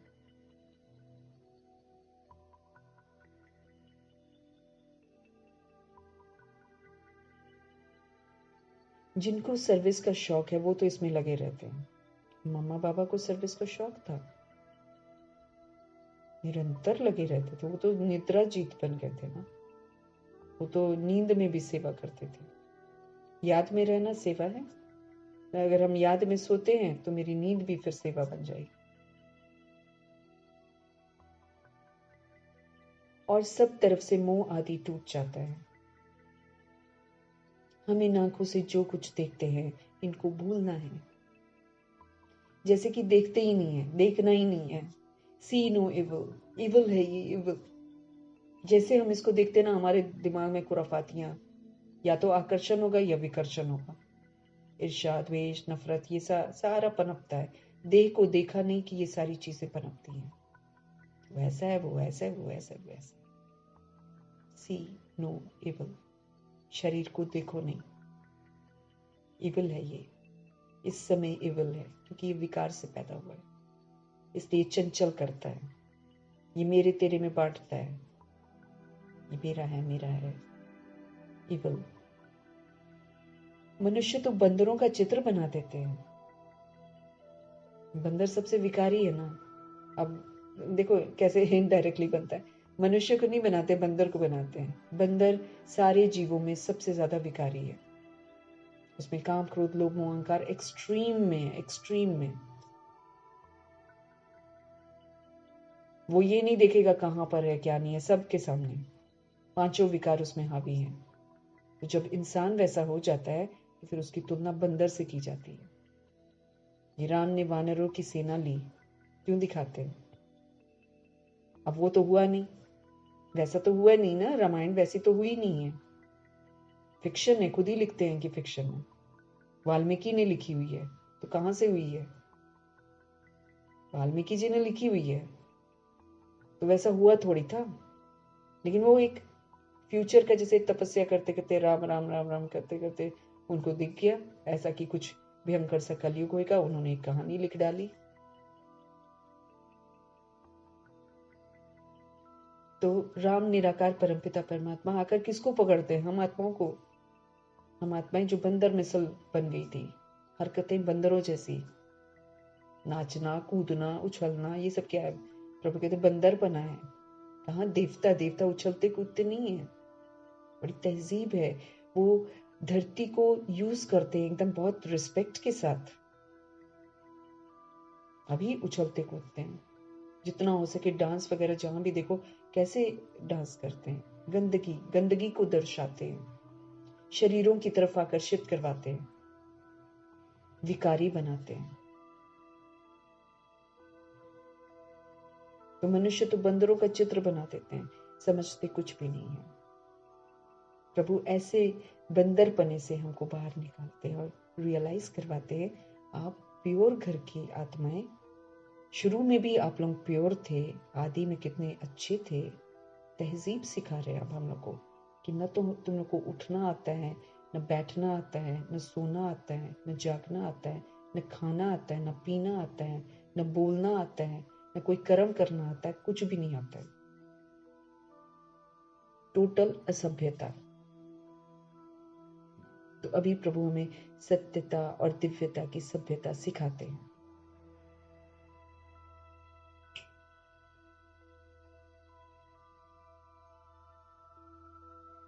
मनुष्य तो बंदरों का चित्र बना देते हैं, समझते कुछ भी नहीं है। बच्चियां कितनी मेहनत करती हैं, बाबा उन्हें आफरीन देते हैं। जो सोल्स हैं, बच्चियां कितना मेहनत करती हैं, फिर बाबा उन्हें आफरीन देते हैं, जो समझकर लायक बनाती हैं, जो समझाकर लायक बनाती हैं। पहले समझती हैं, फिर दूसरी सोल्स को समझाती हैं, फिर लायक बनाती हैं। प्राइज भी उन्हों को ही मिलती है जो काम करके दिखाते हैं। हमको काम करके दिखाना है, थियोरी सुनाकर नहीं कर पाएंगे हम, करना है, दिखाना है। तुम जानते हो बाबा हमको कितना प्राइस देंगे। पहला नंबर किसका है? सूर्यवंशी राजधानी की प्राइस है। सबसे पहले सूर्यवंशी राजधानी की प्राइस मिलती है ना, सचखंड। पहला नंबर है सूर्यवंशी राजधानी की प्राइस। हमारी पढ़ाई हो रही है, पढ़ाई के बाद प्राइस मिलता है। तो अगर हम पढ़ाई पूरी करते हैं, प्रभु की शिक्षाओं पर चलते हैं, तो फिर हमें सूर्यवंशी राजधानी की प्राइस मिलती है। पास विद ऑनर की डिग्री मिलती है, सर्टिफिकेट्स मिलते हैं, मेडल्स मिलते हैं, स्कॉलरशिप मिलती है। तो पहला नंबर है सूर्यवंशी राजधानी की प्राइस। सेकंड नंबर है चंद्रवंशी की प्राइस। नंबरवार तो होते ही हैं। भक्ति मार्ग के शास्त्र भी कितने बैठ बनाते हैं। अब बाप समझाते हैं, इन शास्त्र पढ़ने, यज्ञ तप करने में मेरे से कोई मिलता नहीं है। स्पष्ट करके समझा रहे हैं कि जितना भी तुम शास्त्र पढ़ लो, जितना भी मंत्र वगैरह कर लो, जितना भी यज्ञ कर लो, तप कर लो, मैं नहीं मिलता हूँ इन चीजों से। ये क्योंकि ये मनुष्यों की बनाई हुई विधियां हैं। प्रभु खुद ही बताते हैं कि वो कैसे मिलते हैं, अपने स्वयं ही आकर बताते हैं। बाकी मनुष्य मत के आधार पर चलकर हम कभी भी प्रभु प्राप्तियां कर नहीं सकते हैं। दिन प्रतिदिन कितने पाप आत्मा बनते जाते हैं। दिन पर दिन जितनी भक्ति बढ़ती चली जा रही है, उतना पाप बढ़ते चले जा रहे हैं। पुण्य आत्मा कोई बन ना सके। कौन बनाए? सभी तो पतित बन गए। जो देवी देवता धर्म की सोल्स थी वो भी पतित बन गई। अब बनाए कौन पावन? पुण्य आत्मा कोई बन ना सके। पाप क्या होता है, पुण्य क्या होता है, ये सबकी अपनी अपनी परिभाषाएं हैं। इधर लूट लो, इधर ढेर सारा कमा लो, उधर जाकर 10 बंदों को खिला दो, तो सोचते हैं कि पुण्य कर लिया हमने। इधर सारा पाप कर लो, पूरा हफ्ता पाप करो, संडे को जाकर प्रेयर कर लो, फॉरगिवनेस मांग लो, सोचते हैं पुण्य हो गया। ये तो मनुष्यों की सोच है। तो कोई भी पुण्य आत्मा यहाँ बन नहीं सकता है। बाप ही आकर पुण्य आत्मा बनाते हैं। एक है हद का दान पुण्य करना, ये आटा दे दिया, नमक दे दिया, जो भी दे दिया, जिस किसी ने भी दान पुण्य कर दिया, पैसा दे दिया, हद का दान पुण्य। और दूसरा होता है बेहद का दान पुण्य। अब यहाँ तो हमको देह के भान का त्याग करना है। यहाँ पर कोई भी स्थूल चीजों का वैसा नहीं कराते हैं, जैसे माना जो भी कुछ मेरे पास है, जिसको हम मेरा मेरा करते हैं, उसका त्याग करना। हद का दान पुण्य नहीं है, यहाँ पर बेहद का है। हम बुद्धि से देते हैं सारा कुछ। भक्ति मार्ग में इनडायरेक्ट ईश्वर अर्थ दान पुण्य करते हैं। भक्ति मार्ग में इनडायरेक्ट होता है क्योंकि भक्ति मार्ग में भगवान को नहीं जानते हैं, लेकिन भगवान के नाम पर दान करते हैं। वहां सामने मूर्तियां होती हैं, डिफरेंट डिफरेंट देवी देवताओं की मूर्तियां होती हैं, उनको देते हैं। और लेकिन उनको देते समय कहते हैं भगवान के नाम पर दे रहे हैं, इसलिए वो इनडायरेक्ट होता है। प्रभु को बिना जाने हुए किया हुआ दान होता है। इसलिए भक्ति मार्ग में इनडायरेक्ट ईश्वर अर्थ दान पुण्य करते हैं, परंतु ईश्वर किसको कहा जाता है वो जानते ही नहीं है।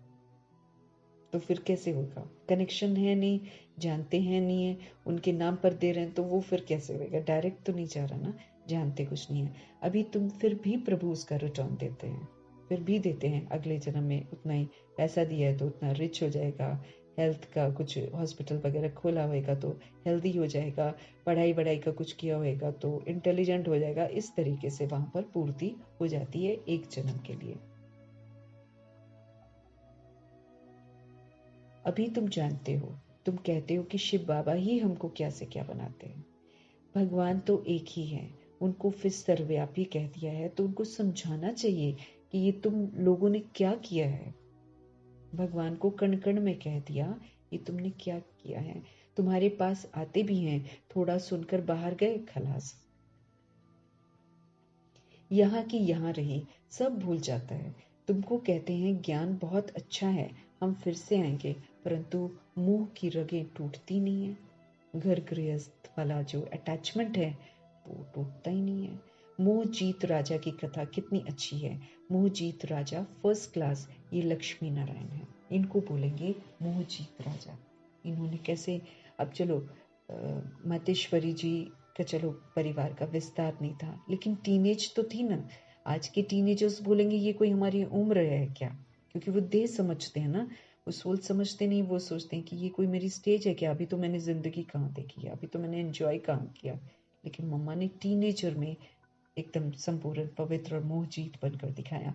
और ब्रह्मा जी का परिवार था, अब उनका भी तो परिवार था, विस्तार था, लेकिन वो मोहजीत बने। तो नंबर 1 एग्जाम्पल ये दोनों सोल्स हैं अपने अपने रीति से। मोहजीत राजा फर्स्ट क्लास, ये लक्ष्मी और नारायण है, परंतु मनुष्य समझते नहीं है। वंडर है, रावण राज्य में सीढ़ी उतरते एकदम नीचे गिर जाते हैं। रावण राज्य में सीढ़ी उतरते एकदम नीचे गिर जाते हैं। बच्चों का खेल होता है ना, ऊपर जाकर फिर नीचे गिरते हैं। तुम्हारा भी खेल बहुत सहज है। बाप कहते हैं अच्छी रीति धारण करो, अब कोई छीछी काम नहीं करो। अब जो प्रभु समझ देते हैं, समझ देने के बाद हमको बेसमझी नहीं करनी है। तो अच्छी रीति धारण करो, कोई छीछी काम नहीं करो। बाप कहते हैं मैं बीज रूप सत्य चित्त आनंद स्वरूप हूँ। अपना परिचय देते हैं, ज्ञान का सागर हूँ मैं।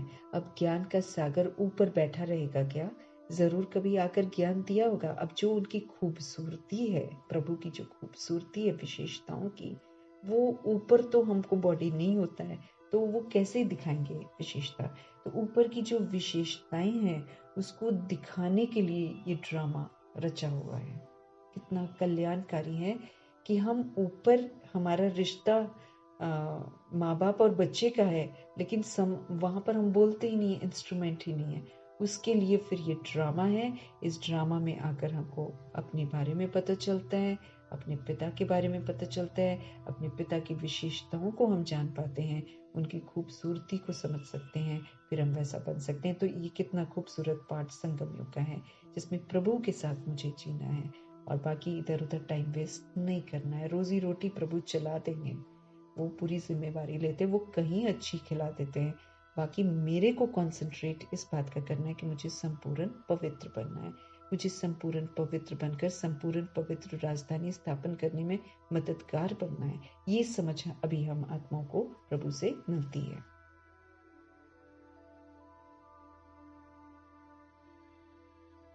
अब ज्ञान के सागर कहते हैं प्रभु को, गुणों का सागर, शक्तियों का सागर। हाँ, तो बाबा कहते हैं कि तो फिर क्या मैं ऊपर बैठा रहूंगा क्या, आकर देंगे ना ज्ञान, तो जरूर कभी आकर ज्ञान दिया होगा। ज्ञान क्या चीज है ये भी किसी को मालूम नहीं है। अब बाप कहते हैं तुमको पढ़ाने आता हूं तो तुमको रेगुलर पढ़ना चाहिए। जब मैं पढ़ाने आता हूं तो तुमको रेगुलर पढ़ना चाहिए। एक दिन भी पढ़ाई मिस नहीं करनी चाहिए। कोई ना कोई पॉइंट जरूर अच्छी मिलेगी। अव्यक्त बाप दादा की मुरली में कितनी सुंदर सुंदर पॉइंट्स निकल रही हैं जो एक बार पढ़ने से समझ नहीं आती हैं, लेकिन प्रभु पढ़ा रहे हैं तो जरूर पढ़नी चाहिए। फिर अगर मोह की रगों में घुस घुस कर बच्चे को देखना है, उसको देखना है, इसलिए नहीं पढ़ पाते, तो भाई धर्मराजपुरी में ये चीज़ दिखाई जाएगी। क्योंकि अच्छी अच्छी शिक्षाएं जो मिल रही हैं वो अमल में लाने के लिए मिल रही हैं, वो मेरे काम ज़रूर आएंगी ड्रामा में, इसीलिए मुझे मिल रही हैं। तो अगर हम उसको मिस करते हैं तो फिर मेरी गलती है।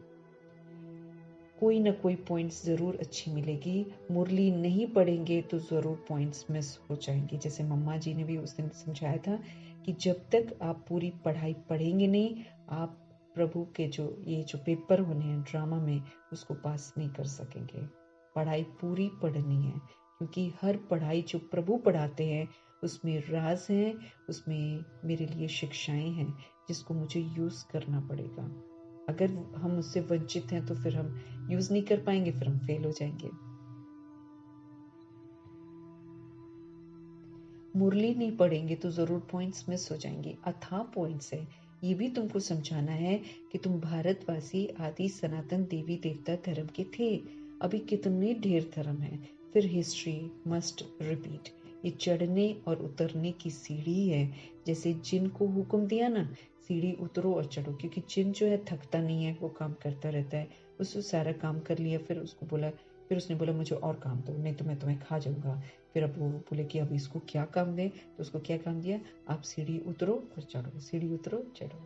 तो तुम सब जिन हो ना, 84 की सीढ़ी चढ़ते हो फिर उतरते हो। कितने ढेर मनुष्य हैं, हर एक को कितना पाठ बचाना होता है। बच्चों को तो बड़ा वंडर लगना चाहिए। हमको तुमको बेहद के नाटक की पूरी पहचान मिल गई है।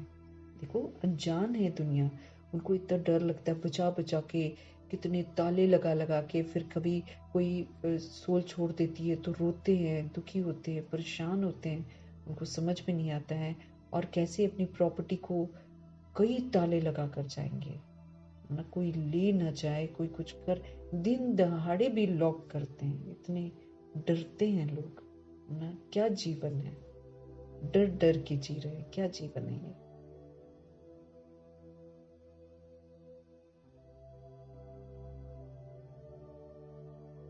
हर एक को कितना पाठ बचाना होता है। बच्चों को तो बड़ा वंडर लगना चाहिए कि तुमको बेहद के नाटक की पूरी पहचान मिल गई है। सारी सृष्टि के आदि मध्य अंत को अभी तुम ही तो जानते हो, कोई भी मनुष्य इसको नहीं जान सकते हैं। सतयुग में किसके मुख के द्वारा कोई भी कुवचन नहीं निकलते हैं। यहाँ तो एक दो को गाली देते रहते हैं। ये है विषय वैतरणी नदी, रौरव नर्क है ये। इसलिए तो बाबू बोले ना, कल क्या बोल रहे थे, रंग बिरंगी दुनिया नहीं, ये रंग बिरंगी दुनिया है। कैसे हैं, टेढ़े बांके, Australian, American, Indian, Bangladeshi, this that, है ना, कोई कैसा कोई कैसा कोई कैसा, रंग बिरंगी दुनिया है। कोई छल कपट वाला, कोई अच्छा, कोई कुछ, हर तरह की वैरायटी मौजूद। एक ही घर में 4 तरह के अलग अलग लोग होते, अलग अलग सोच वाले होते। रंग बिरंगी दुनिया है ये। लेकिन जो प्रभु की दुनिया है, वहाँ पर कभी भी ऐसे नहीं करते, कोई गंदी भाषा यूज़ नहीं करते हैं। सब मिलकर रहते हैं, प्यार से रहते हैं, रिगार्ड देते हैं, सृष्टि का रिगार्ड रखते हैं। कोई चीज़ यूज़ करते हैं तो उतना ही लेते हैं जितना उसकी ज़रूरत है। स्टोर कर करके नहीं रखते हैं कि ये भी मैं इतना जमा कर लूँ, वो उतना जमा कर लूँ। नहीं, वो जितना चाहिए उतना लेते हैं बस। मम्मा दादी जनक को देख लो, चाहे गुलजार दादी, ये लोग जोड़ते थोड़ी थे, प्रभु पर निर्भर थे, प्रभु के कार्य में हाजिर थे। उनको जितना चाहिए उतना ही लेते थे। ये नहीं कि टेस्टी चीज़ है तो ये भी ले लो, वो भी ले लो, वो भी ले लो। नहीं, वो लोग ऐसा करते ही नहीं थे। जो शरीर के लिए ज़रूरी है वही लेते थे और थोड़ा सा लेते थे। तो ये तहजीब जो है, ये प्रभु अभी हम आत्माओं को सिखाते हैं। लेकिन बाबा कहते हैं वहाँ पर कोई भी कुवचन नहीं निकलते हैं। यहाँ तो एक दो को गाली देते रहते हैं। ये है ये विषय वैतरणी नदी, ये रौरव नर्क है। सभी मनुष्य रौरव नर्क में इस समय पड़े हैं। यहाँ तो है यथा राजा रानी तथा प्रजा। तुम्हारी विजय होनी है अंत में, जब समझेंगे आदि सनातन देवी देवता धर्म की स्थापना किसने की, तो फिर लोग रियलाइज ज़रूर करेंगे। यही पहले नंबर की मुख्य बात है, जो कोई भी जानता ही नहीं है कि ये जो खूबसूरत धर्म है ये किसने स्थापन किया। पवित्रता के सागर परमपिता परमात्मा ने स्थापन किया, ये लोग जरूर जानेंगे। बाप कहते हैं मैं तो हूं ही गरीब निवास। ये पिछाड़ी को समझेंगे जब टू लेट हो जाते हैं। टू लेट मतलब प्रभु पाठ से डिटैच हो गए, फिर कुछ नहीं कर सकता ना इंसान, तब आगे चलकर समझेंगे। अब तुमको तीसरा नेत्र मिला है। स्वीट घर और स्वीट राजाई बुद्धि में याद है कि मुझे अब अपने घर वापस जाना है, वो मेरा स्वीट होम है। फिर मुझे स्वीट वाली राजधानी में आना है। बाप कहते हैं अब शांति धाम सुख धाम में जाना है। तुमने जो पाठ बजाया अब बुद्धि में तो आता है ना, और सब मरे पड़े हैं। जो नहीं समझ रहे हैं वो मरे पड़े हैं। भले शरीर में हैं, जीवित हैं, लेकिन समझ से मर गए हैं। सारा वो कर्म कर रहे हैं जो आत्मा का स्वधर्म नहीं है, जो सृष्टि के नियमों के बिल्कुल विरुद्ध है, वो कर रहे हैं। तो सब कौन हो गए? मरे पड़े हैं। सिवाय तुम ब्राह्मणों के, वो भी यहाँ भी 16,108-33 करोड़ बच्चों में भी सिर्फ जो ब्राह्मण है, जैसे प्रजापिता ब्रह्मा है, मातेश्वरी हैं, दादियाँ हैं, ये हैं सच्चे ब्राह्मण। ये सिर्फ ब्राह्मण जो हैं जगे हुए हैं और जगा रहे हैं। तो ब्राह्मण ही खड़े, बाबा कहते हैं कि सब सिवाय तुम ब्राह्मणों के, लेकिन ब्राह्मण ही खड़े हो जाएंगे, ब्राह्मण ही सुदेवता बनते हैं। जो ब्राह्मण बनता है वो फिर ईश्वरीय नियमों पर चलता है, वो फिर से खड़े हो जाएंगे, माना पवित्र बनेंगे, और ब्राह्मण ही फिर देवता बनते हैं। सब नहीं बनते, क्योंकि ब्राह्मण से पहले फरिश्ता वाली स्थिति बनानी होती है ब्राह्मण बनकर, फिर फरिश्ते बनते बनते फिर हम फरिश्ता बनते हैं। जो फरिश्ता बनते वो फिर देवता बनते हैं। ये एक धर्म स्थापन हो रहा है, और धर्म कैसे स्थापन होते हैं ये भी बुद्धि में है। समझाने वाला एक बाप है, ऐसे बाप को घड़ी घड़ी याद करना चाहिए। धंधा आदि भल करो, सिर्फ पवित्र बनो। आदि सनातन देवी देवता धर्म जो है वो पवित्र था, अब फिर पवित्र बनना है। चलते फिरते मुझ बाप को याद करो, तुम क्या हो जाओगे? सतो प्रधान बन जाओगे। सारा ध्यान पवित्र बनने की तरफ लगाना है। ताकत तब आएगी जब हम सतो प्रधान बनेंगे। अभी तो हम कलयुग से लौट रहे हैं ना, तो अभी भी कलयुग की सोच है, और कहीं पर द्वापर युग की सोच है। अभी तो हम त्रेता युग तक पहुंच रहे हैं, क्योंकि त्रेता युग तक पहुंचते ही मेरी कर्म इंद्रियां जो हैं वो बिल्कुल चंचलता समाप्त हो जाएगी, उसकी बिल्कुल स्थिर हो जाएगी। क्योंकि त्रेता के बाद हम चंचल हुए हैं, तो त्रेता के बाद जो अभी वापस मैं लौट रही हूँ, वापस लेकर जा रहे हैं प्रभु। तो कलयुग की चंचलता भी जागृत होगी, द्वापर युग की चंचलता भी बातें सारी सामने आएंगी, लेकिन प्रभु क्या कहते हैं? उसको कर्म में मत लाओ। बस आएगा, दिमाग में इमर्ज होएगा सारा कुछ, सारा किचड़ा जो मेरे अंदर गया हुआ है, जो मैंने धारण करा हुआ है, क्योंकि धारणा की हुई है ना, वो अंदर जो गया है वो बाहर जरूर निकलेगा। जब वो बाहर निकलेगा तो प्रभु कहते हैं उसको कर्म में मत लाओ, तो फिर क्या हो जाएगा? वो मर्ज हो जाएगा, और फिर जो अच्छा वाला बाबा कहते हैं ना, वो मैं यूज करूंगी तो वो उसके ऊपर इमर्ज हो जाएगा। ये विधि है। तो प्रभु कहते हैं कि तुम सतो प्रधान बन जाएंगे। बाप को याद करो, चलते फिरते मुझ बाप को याद करो, तो तुम सतो प्रधान बन जाएंगे। ताकत तब आएगी जब सतो प्रधान बनेंगे। सिवाय याद की यात्रा तुम ऊंच से ऊंच मर्तबा पा नहीं सकते हो, कभी भी पा नहीं सकते हो।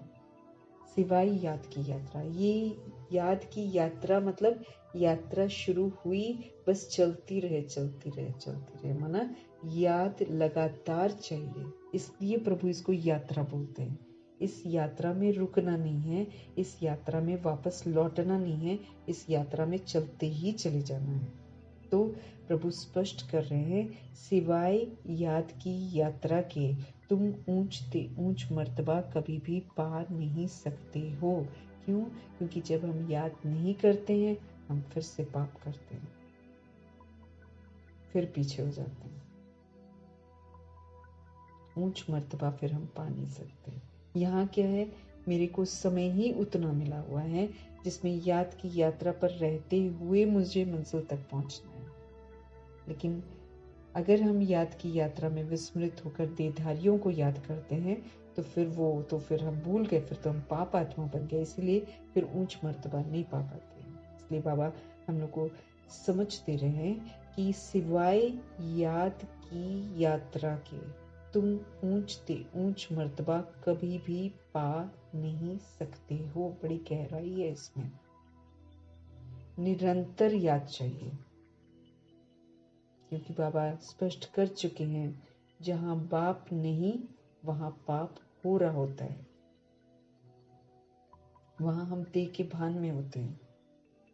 तो देह के भान में होना मतलब पाप, आत्मा के भान में है तो प्रभु की याद में है, फिर पाप नहीं होता।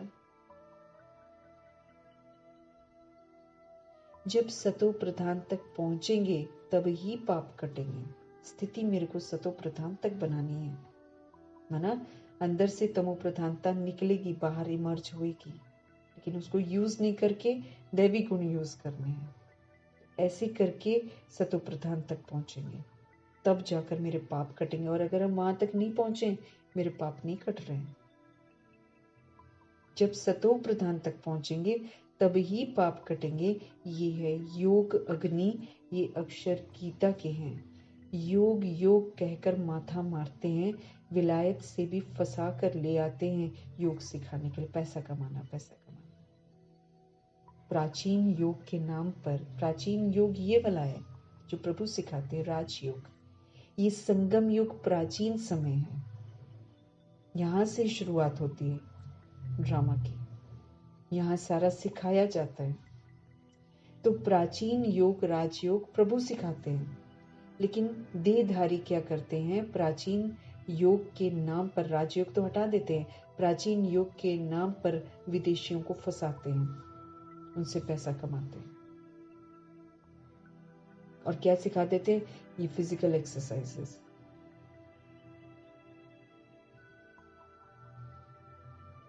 योग वो है, और प्रभु योग क्या सिखाते हैं, राजयोग।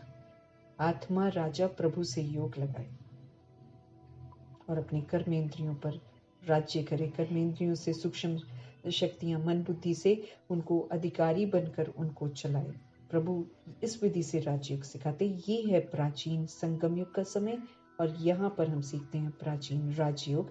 लेकिन प्रभु कहते हैं योग सिखाने के लिए दूसरों को फंसा कर भी भारत में लेकर आते हैं। अब जब तुम्हारी बात हुई, अब जब तुम्हारी बात कोई समझे, है ना, समझना चाहिए ना, तो परमात्मा सुप्रीम सोल तो एक ही है, वही आकर सबको सुप्रीम बनाते हैं।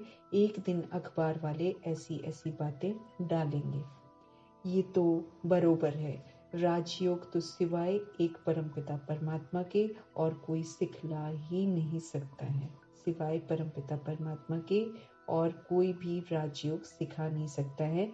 ऐसी बातें बड़े बड़े अक्षरों में डालनी चाहिए, खुलेआम डालनी चाहिए, क्योंकि अब तो सत्य प्रत्यक्ष होना आ गया है टाइम ना, सबके सत्य को जानने का टाइम आ गया है।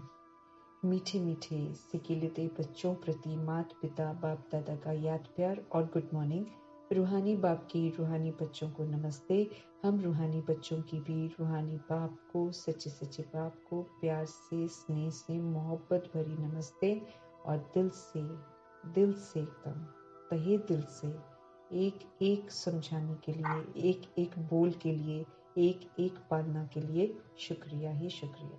धन्यवाद धन्यवाद करना है, हर चीज के लिए धन्यवाद करना है। धारणा के लिए मुख्य सार है, सूर्यवंशी राजधानी की प्राइस लेने के लिए बाप दादा की आफरीन लेनी है।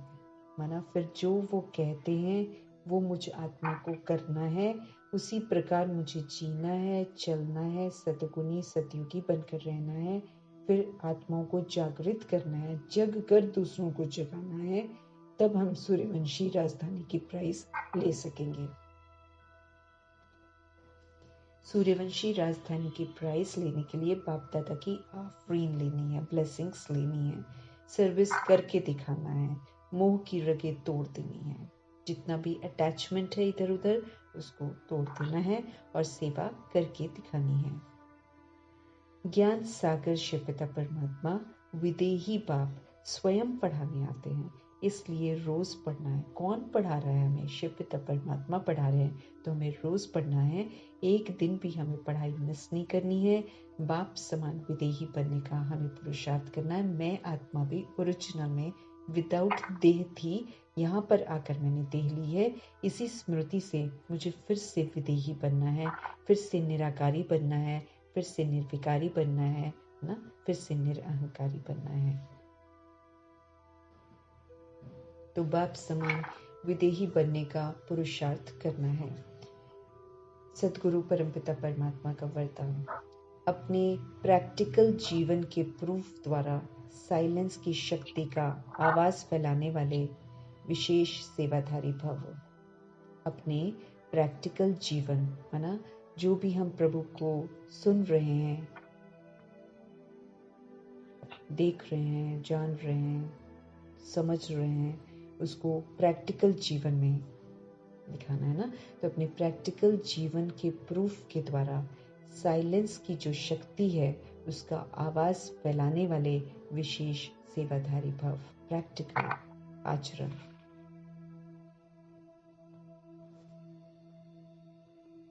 अब दादा बोले, हर एक को साइलेंस की शक्ति का अनुभव कराना ये विशेष सेवा है।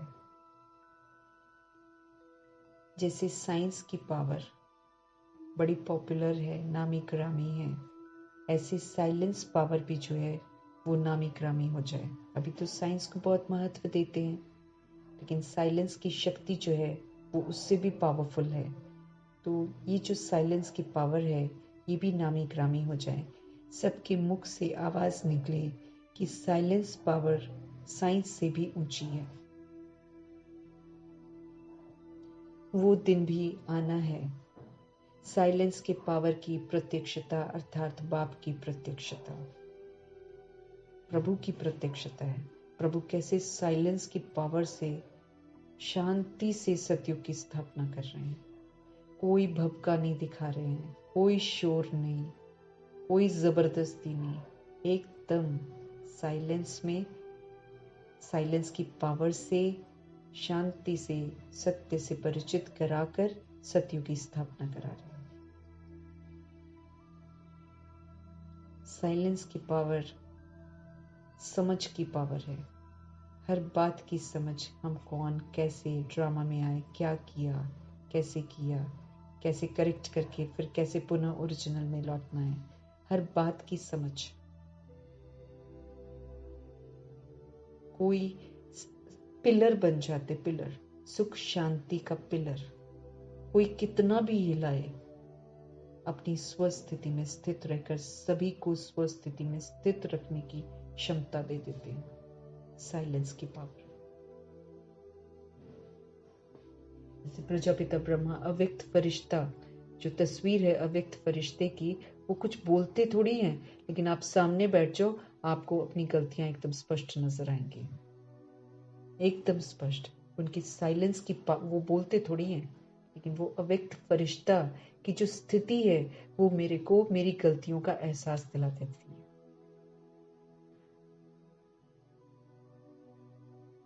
वो आवाज थोड़ी करते हैं। कोई भी सोल बैठ जाए अव्यक्त फरिश्ता के सामने, उसको अपनी सारी गलतियां बिल्कुल स्पष्ट दिखाई देंगी। ये है साइलेंस की पावर। बोलना नहीं पड़ेगा किसी को भी।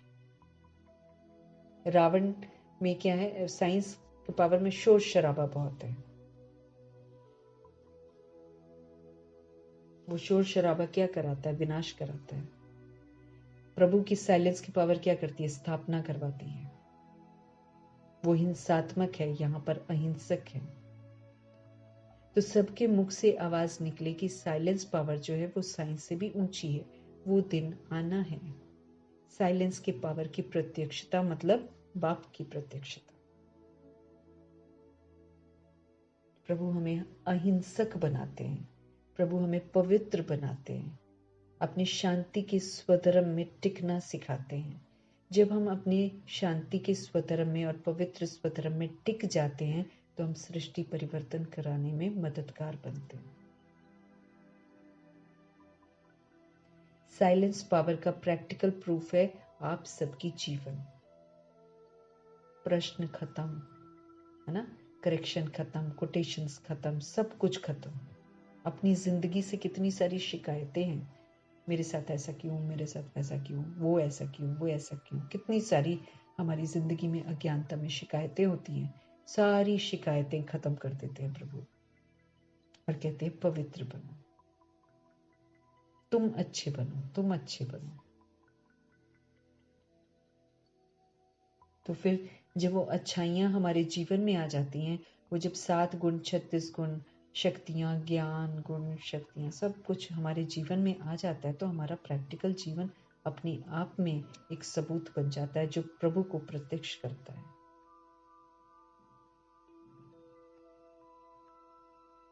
हम अपने आप से, अपनी कमी कमजोरियों से जो वॉर करते हैं या उसको खत्म करते हैं, जो भी हमारा अंदरूनी अहिंसक अटेंशन होता है अपने साथ होता है ना, तो वो करने के बाद जो फिर प्रैक्टिकल निखार आता है वो साइलेंस पावर है ना। हम कोई बोल बोल कर तो नहीं, हर आत्मा अपनी कमी कमजोरियों को खत्म करने का पुरुषार्थ अटेंशन से खुद करती है। उसके लिए हमको बाहर जाकर कोई स्थूल हथियारों की जरूरत नहीं पड़ती है। साइलेंस की पावर से जितना हम साइलेंस में रहते हैं, जितना हम प्रभु के साथ रहते हैं, साइलेंस में रहना मतलब प्रभु का संग करना। प्रभु कहते हैं ना, जैसे जनक दादी बोलती है ना, प्रभु कहते शांत तो हो जाओ, जो तुम्हारे मन में इतने सारे प्रश्न हैं उसको शांत कर दो, शांत होकर फिर मेरी बात सुनो सारी, तो तुमको सारा समझ में आ जाएगा। तो जैसे वो साइलेंस के सागर हैं, हम आत्माओं को भी साइलेंस से रियलाइज करवाते हैं कहाँ भूल है, उस भूल का निवारण करो, समझ देते हैं। उसके लिए शोर नहीं करना, मुझे दूसरों को जाकर नहीं बोलना, ये नहीं वो ऐसा करे तो मैं ऐसा करूं, ऐसा ऐसा वाला चीज हम नहीं बोलते। हम साइलेंस की पावर से, साइलेंस पावर का प्रैक्टिकल प्रूफ है आप सबका जीवन, प्रैक्टिकल जीवन। हमारे जीवन में उठना बैठना, सोना जागना, जैसे मम्मा बाबा का पूरा चेंज हो गया था, जब उसमें सत्यता की सभ्यता आ जाती है, जब उसमें दिव्यता की सभ्यता आ जाती है, तो वो मेरा एक प्रैक्टिकल जीवन है जो दिखाई देगा, वो फिर प्रभु को प्रत्यक्ष करेगा। हर एक चलते फिरते पीस के मॉडल दिखाई दे। शांति का बिल्कुल टोटल अशांति है इस समय दुनिया में, टोटल, और अभी और बढ़नी है। लेकिन उस अशांत वायुमंडल में, उस हलचल के वायुमंडल में हम आत्माएं साइलेंस की पावर के साथ, प्रभु के साथ अपनी स्वस्थिति, शांत स्थिति में स्थित होकर वो जलती हुई जो दुनिया है उसको शीतलता के छींटे दे सकेंगे, शांत कर सकेंगे उनको भी। जिम्मेवारियां बहुत ऊंची ऊंची है, जिसके लिए अवस्था ऊंची बनानी है। साइलेंस के पावर की प्रत्यक्षता अर्थात बाप की प्रत्यक्षता, साइलेंस पावर का प्रैक्टिकल प्रूफ है आप सबकी जीवन। हर एक चलते फिरते पीस के मॉडल दिखाई दे तो साइंस वालों की नजर भी साइलेंस वालों पर जाएगी। ऐसी सेवा करो तब कहेंगे विशेष सेवाधारी। निरंतर प्रभु की याद में रहते रहते रहते रहते हम इस स्थिति तक पहुंचेंगे। इसलिए जितने भी साइड सीन्स आए, जितना भी कुछ आए हमारी जिंदगी में, है ना, प्रभु कहते उसको साइड सीन समझ कर चलो और अपने स्वस्थिति में स्थित रहो। ये जो शांति और पवित्रता की जो स्थिति है, इसी से सारा हील हो जाएगा, पूरा वर्ल्ड, सारी सोल्स हील हो जाएंगी, फिर वापस घर जाएंगी। तो अपने प्रैक्टिकल जीवन का प्रूफ हमें देना है।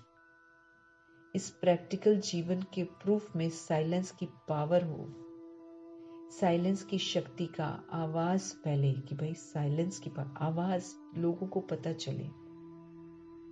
ऐसी वाली सेवा करने की समझते रहें प्रभु। हर एक को साइलेंस की शक्ति का अनुभव कराना है कि कितनी, है ना, साइलेंस की शक्ति में हम अपने को देखते हैं, समझते हैं, सारा कुछ समझ में आता है, ड्रामा पूरा समझ। बात करते रहेंगे तो हमको रियलाइजेशन नहीं होता है, लेकिन जब हम ठंडे दिमाग से साइलेंस में रहेंगे तो हमें प्रभु की सारी बातें जो है वो समझ में आएंगी। साइंस की पावर बहुत पॉपुलर है, साइलेंस पावर नामी ग्रामी अब होनी चाहिए। अभी तक साइंस की पावर नामी ग्रामी है, लेकिन उससे भी ऊपर साइलेंस की पावर है। सबके मुख से आवाज निकले कि साइलेंस पावर साइंस से भी ऊंची है। वो दिन भी प्रभु कहते आना है, उसमें मुझे सहयोग देना है। ये एक दिन प्रूव हो जाएगा उस प्रूव होने से पहले मुझे सबूत देना है।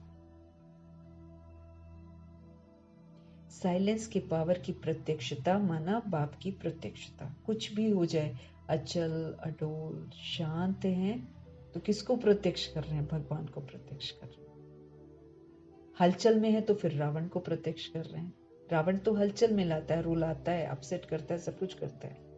प्रभु रोना प्रूफ बनाते हैं, शांत बनाते हैं, सुखी बनाते हैं। तो साइलेंस की पावर की प्रत्यक्षता अर्थात बाप की प्रत्यक्षता।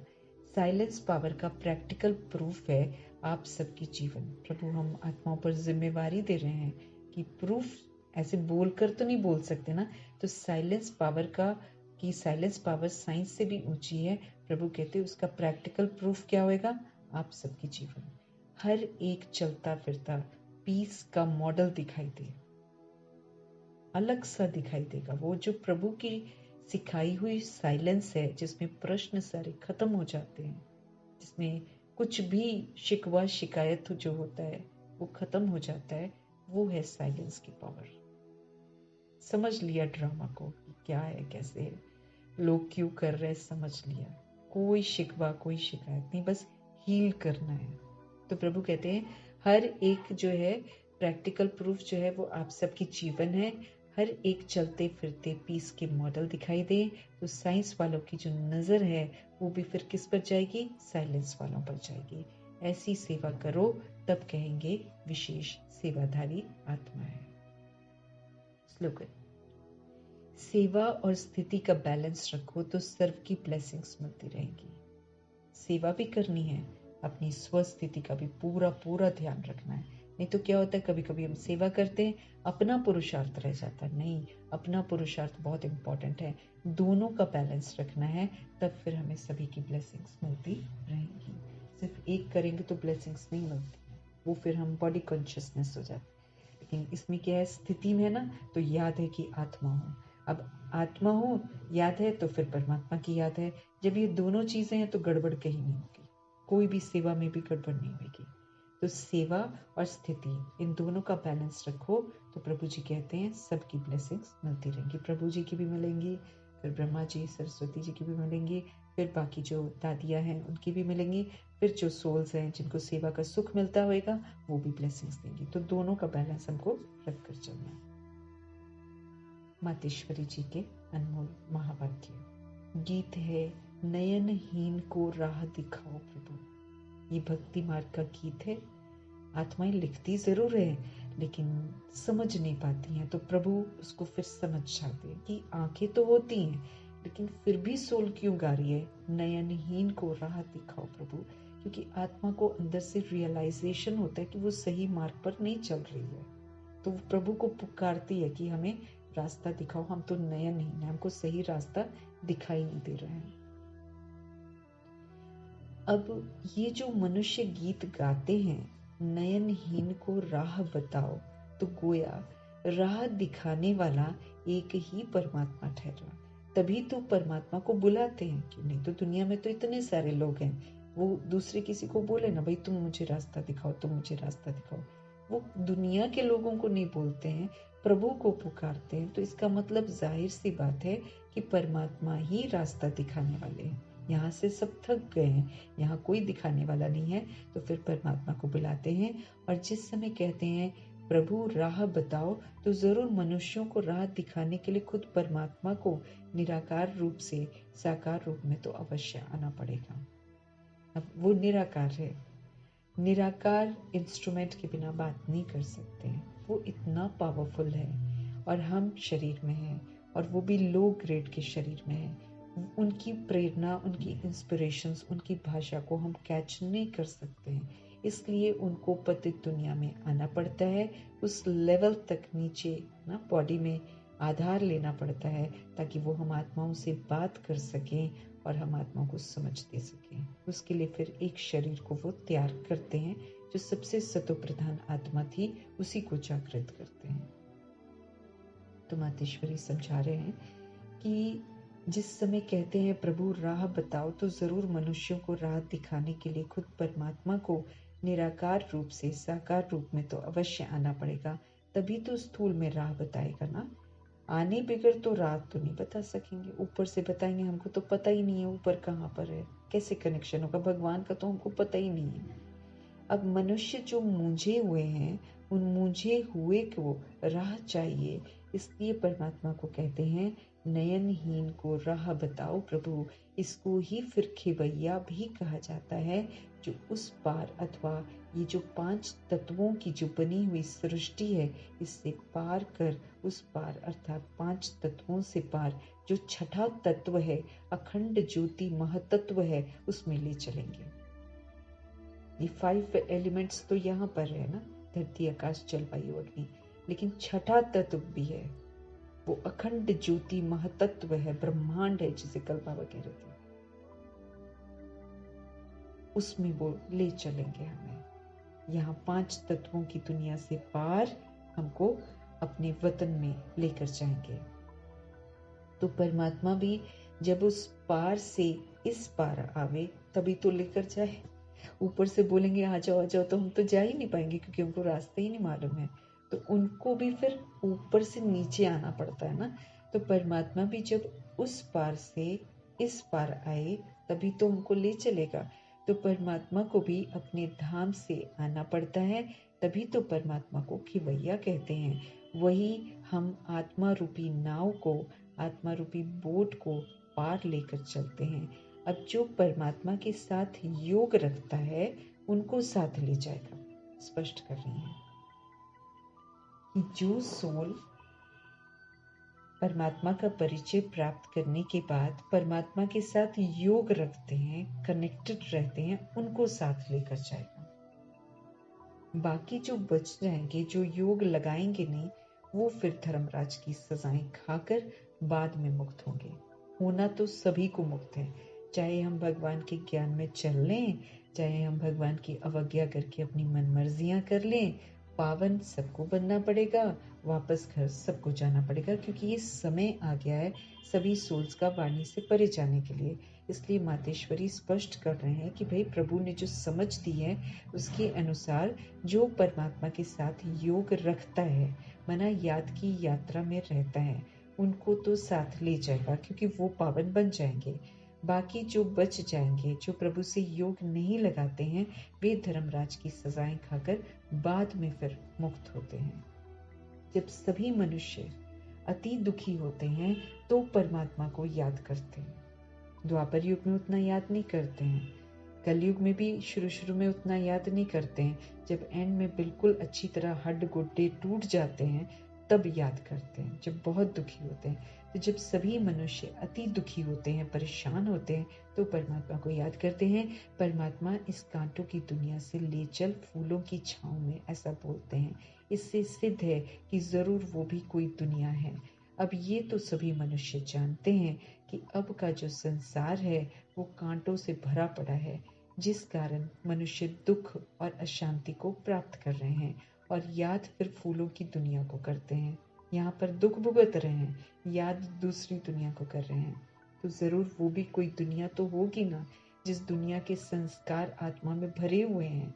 अब ये तो हम जानते हैं कि दुख अशांति ये सब कर्म बंधन का हिसाब किताब है। हमने देह समझकर जो बंधन बनाए हुए हैं, कर्म बंधन, उसका अकाउंट है, उसका हिसाब किताब है।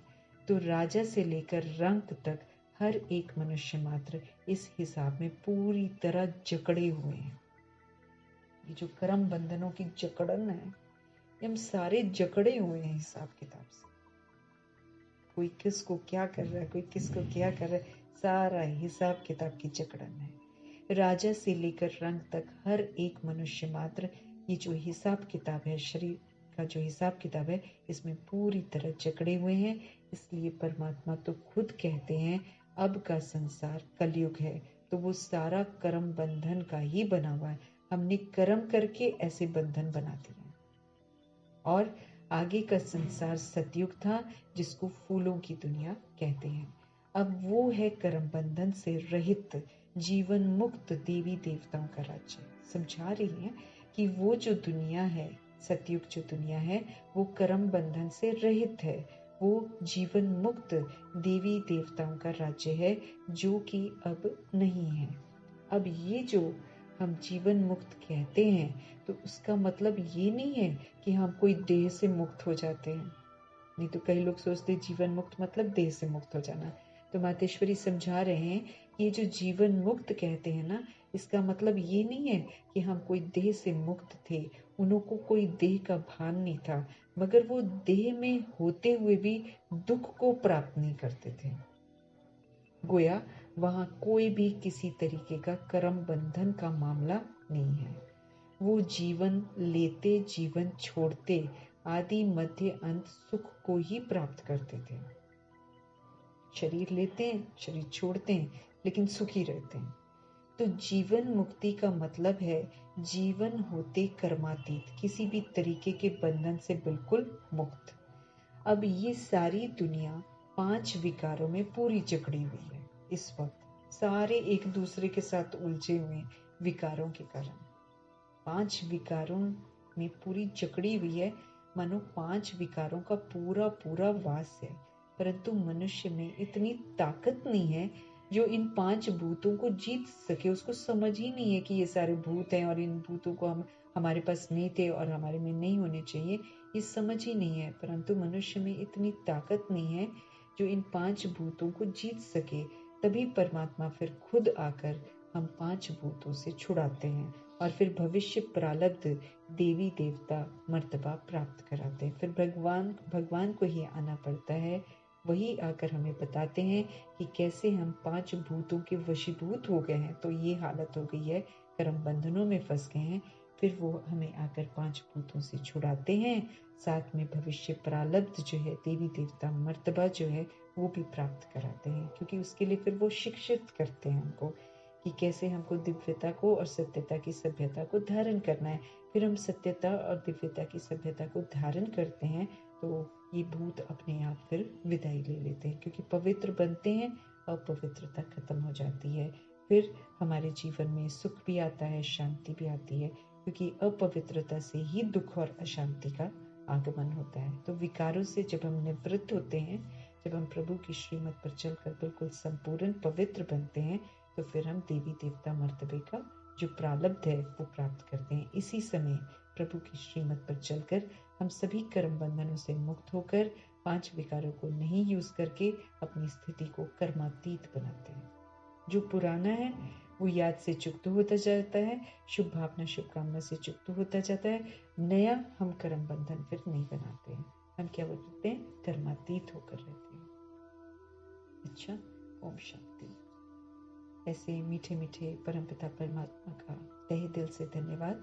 ब्रह्मा माँ का धन्यवाद, जगदम्बा माँ का धन्यवाद, दादियों का धन्यवाद, अष्टरत्नों का धन्यवाद, एडवांस पार्टी की सभी सोल्स का धन्यवाद, नवग्रहों का धन्यवाद, 5 तत्वों का धन्यवाद, ड्रामा का धन्यवाद, प्रकृति का धन्यवाद, माया का और यमदूत का धन्यवाद। ये हम आत्माओं को मौका देते हैं कि जीतो माया को, जीतो विकारों को, इसलिए इनका धन्यवाद करते हैं। करोड़ों की आबादी हमको विश्व कल्याणकारी बनाती है, इसलिए करोड़ों की आबादी का धन्यवाद। और साथ में रहने वाली सोल्स का धन्यवाद, जो भी हमें अविनाशी खजाने मिले हुए हैं सफल करने के लिए, तमाम अविनाशी खजानों का धन्यवाद। फिर हम आत्माओं को जो भी इतनी सारी सुविधाएं हैं ना, पढ़ाई लिखाई की इतनी सारी जो पुरानी चीज़ें बाबा की हैं, वो हमें पढ़ाने के लिए जो निमित्त सोल्स बनी है, जिन्होंने संजो के रखा है सब कुछ, उन सारी सोल्स का बहुत बहुत धन्यवाद। और फिर साथ में और भी बड़ी सारी सोल्स हैं इस दुनिया में जो हमारी बड़ी मददगार बनती हैं और हम उनकी कीमत को अदा नहीं कर पाते हैं, ऐसी सोल्स का भी बहुत बहुत धन्यवाद करेंगे। और शरीर रूपी इंस्ट्रूमेंट जो हम आत्माओं के पास अभी मौजूद है, जिसमें रहते रहते हम जो कर सकते हैं कर लें, तो उसके लिए भी इस शरीर रूपी इंस्ट्रूमेंट को सात्विकता से बिल्कुल हेल्दी रखना है। और क्योंकि बाबा ने उस दिन बोला था, जिनके अंदर 5 विकार होंगे उनको ही बाहर के भूत एंड में लगेंगे। हम जितना सोल कॉन्शियस हो जाएंगे, जितना हम पवित्र रहेंगे, उतना हम तमोगुणी दृष्टि, वृत्ति, भूत प्रेत आत्माओं से बिल्कुल बच जाएंगे। तो प्रभु की दी हुई समझ के प्रमाण चलना है। तो शुक्रिया अदा करते हुए, सारा जो भी प्रभु हमें समझ देते हैं, उस समझ को अमल में लाते हुए, प्रभु जी को साथ रखते हुए, अपना कंपेनियन बनाकर रखना है, उन्हीं की कंपनी में रहना है। साफ स्पष्ट कर दिया है बाबा ने भी और मातेश्वरी ने भी कि जो उनके साथ योग में रहता है उनको साथ लेकर जाएंगे। जो नहीं रहता, ये नहीं कि फिर खंडित योग नहीं होना चाहिए, अखंड योग होना चाहिए। कभी भी कनेक्शन प्रभु से टूटे नहीं, ये ध्यान रखना है। क्योंकि जहाँ कनेक्शन मेरा टूटता है वहाँ हम अपने को देह समझ बैठते हैं, और जहाँ देह समझते हैं वहाँ पर हम देहधारी को याद करते हैं, और जहाँ हम ये करते हैं वहीं पर मेरा पाप कर्म लिखता है। Hear no evil, see no evil, do no evil स्पष्टीकरण है। देह से रिलेटेड कुछ भी करते हैं तो हम अपवित्र आत्मा बन जाते हैं। तो ध्यान रखते हुए प्रभु का शुक्रिया अदा करते हैं, और आप सभी सोल्स का भी धन्यवाद। ओम शांति।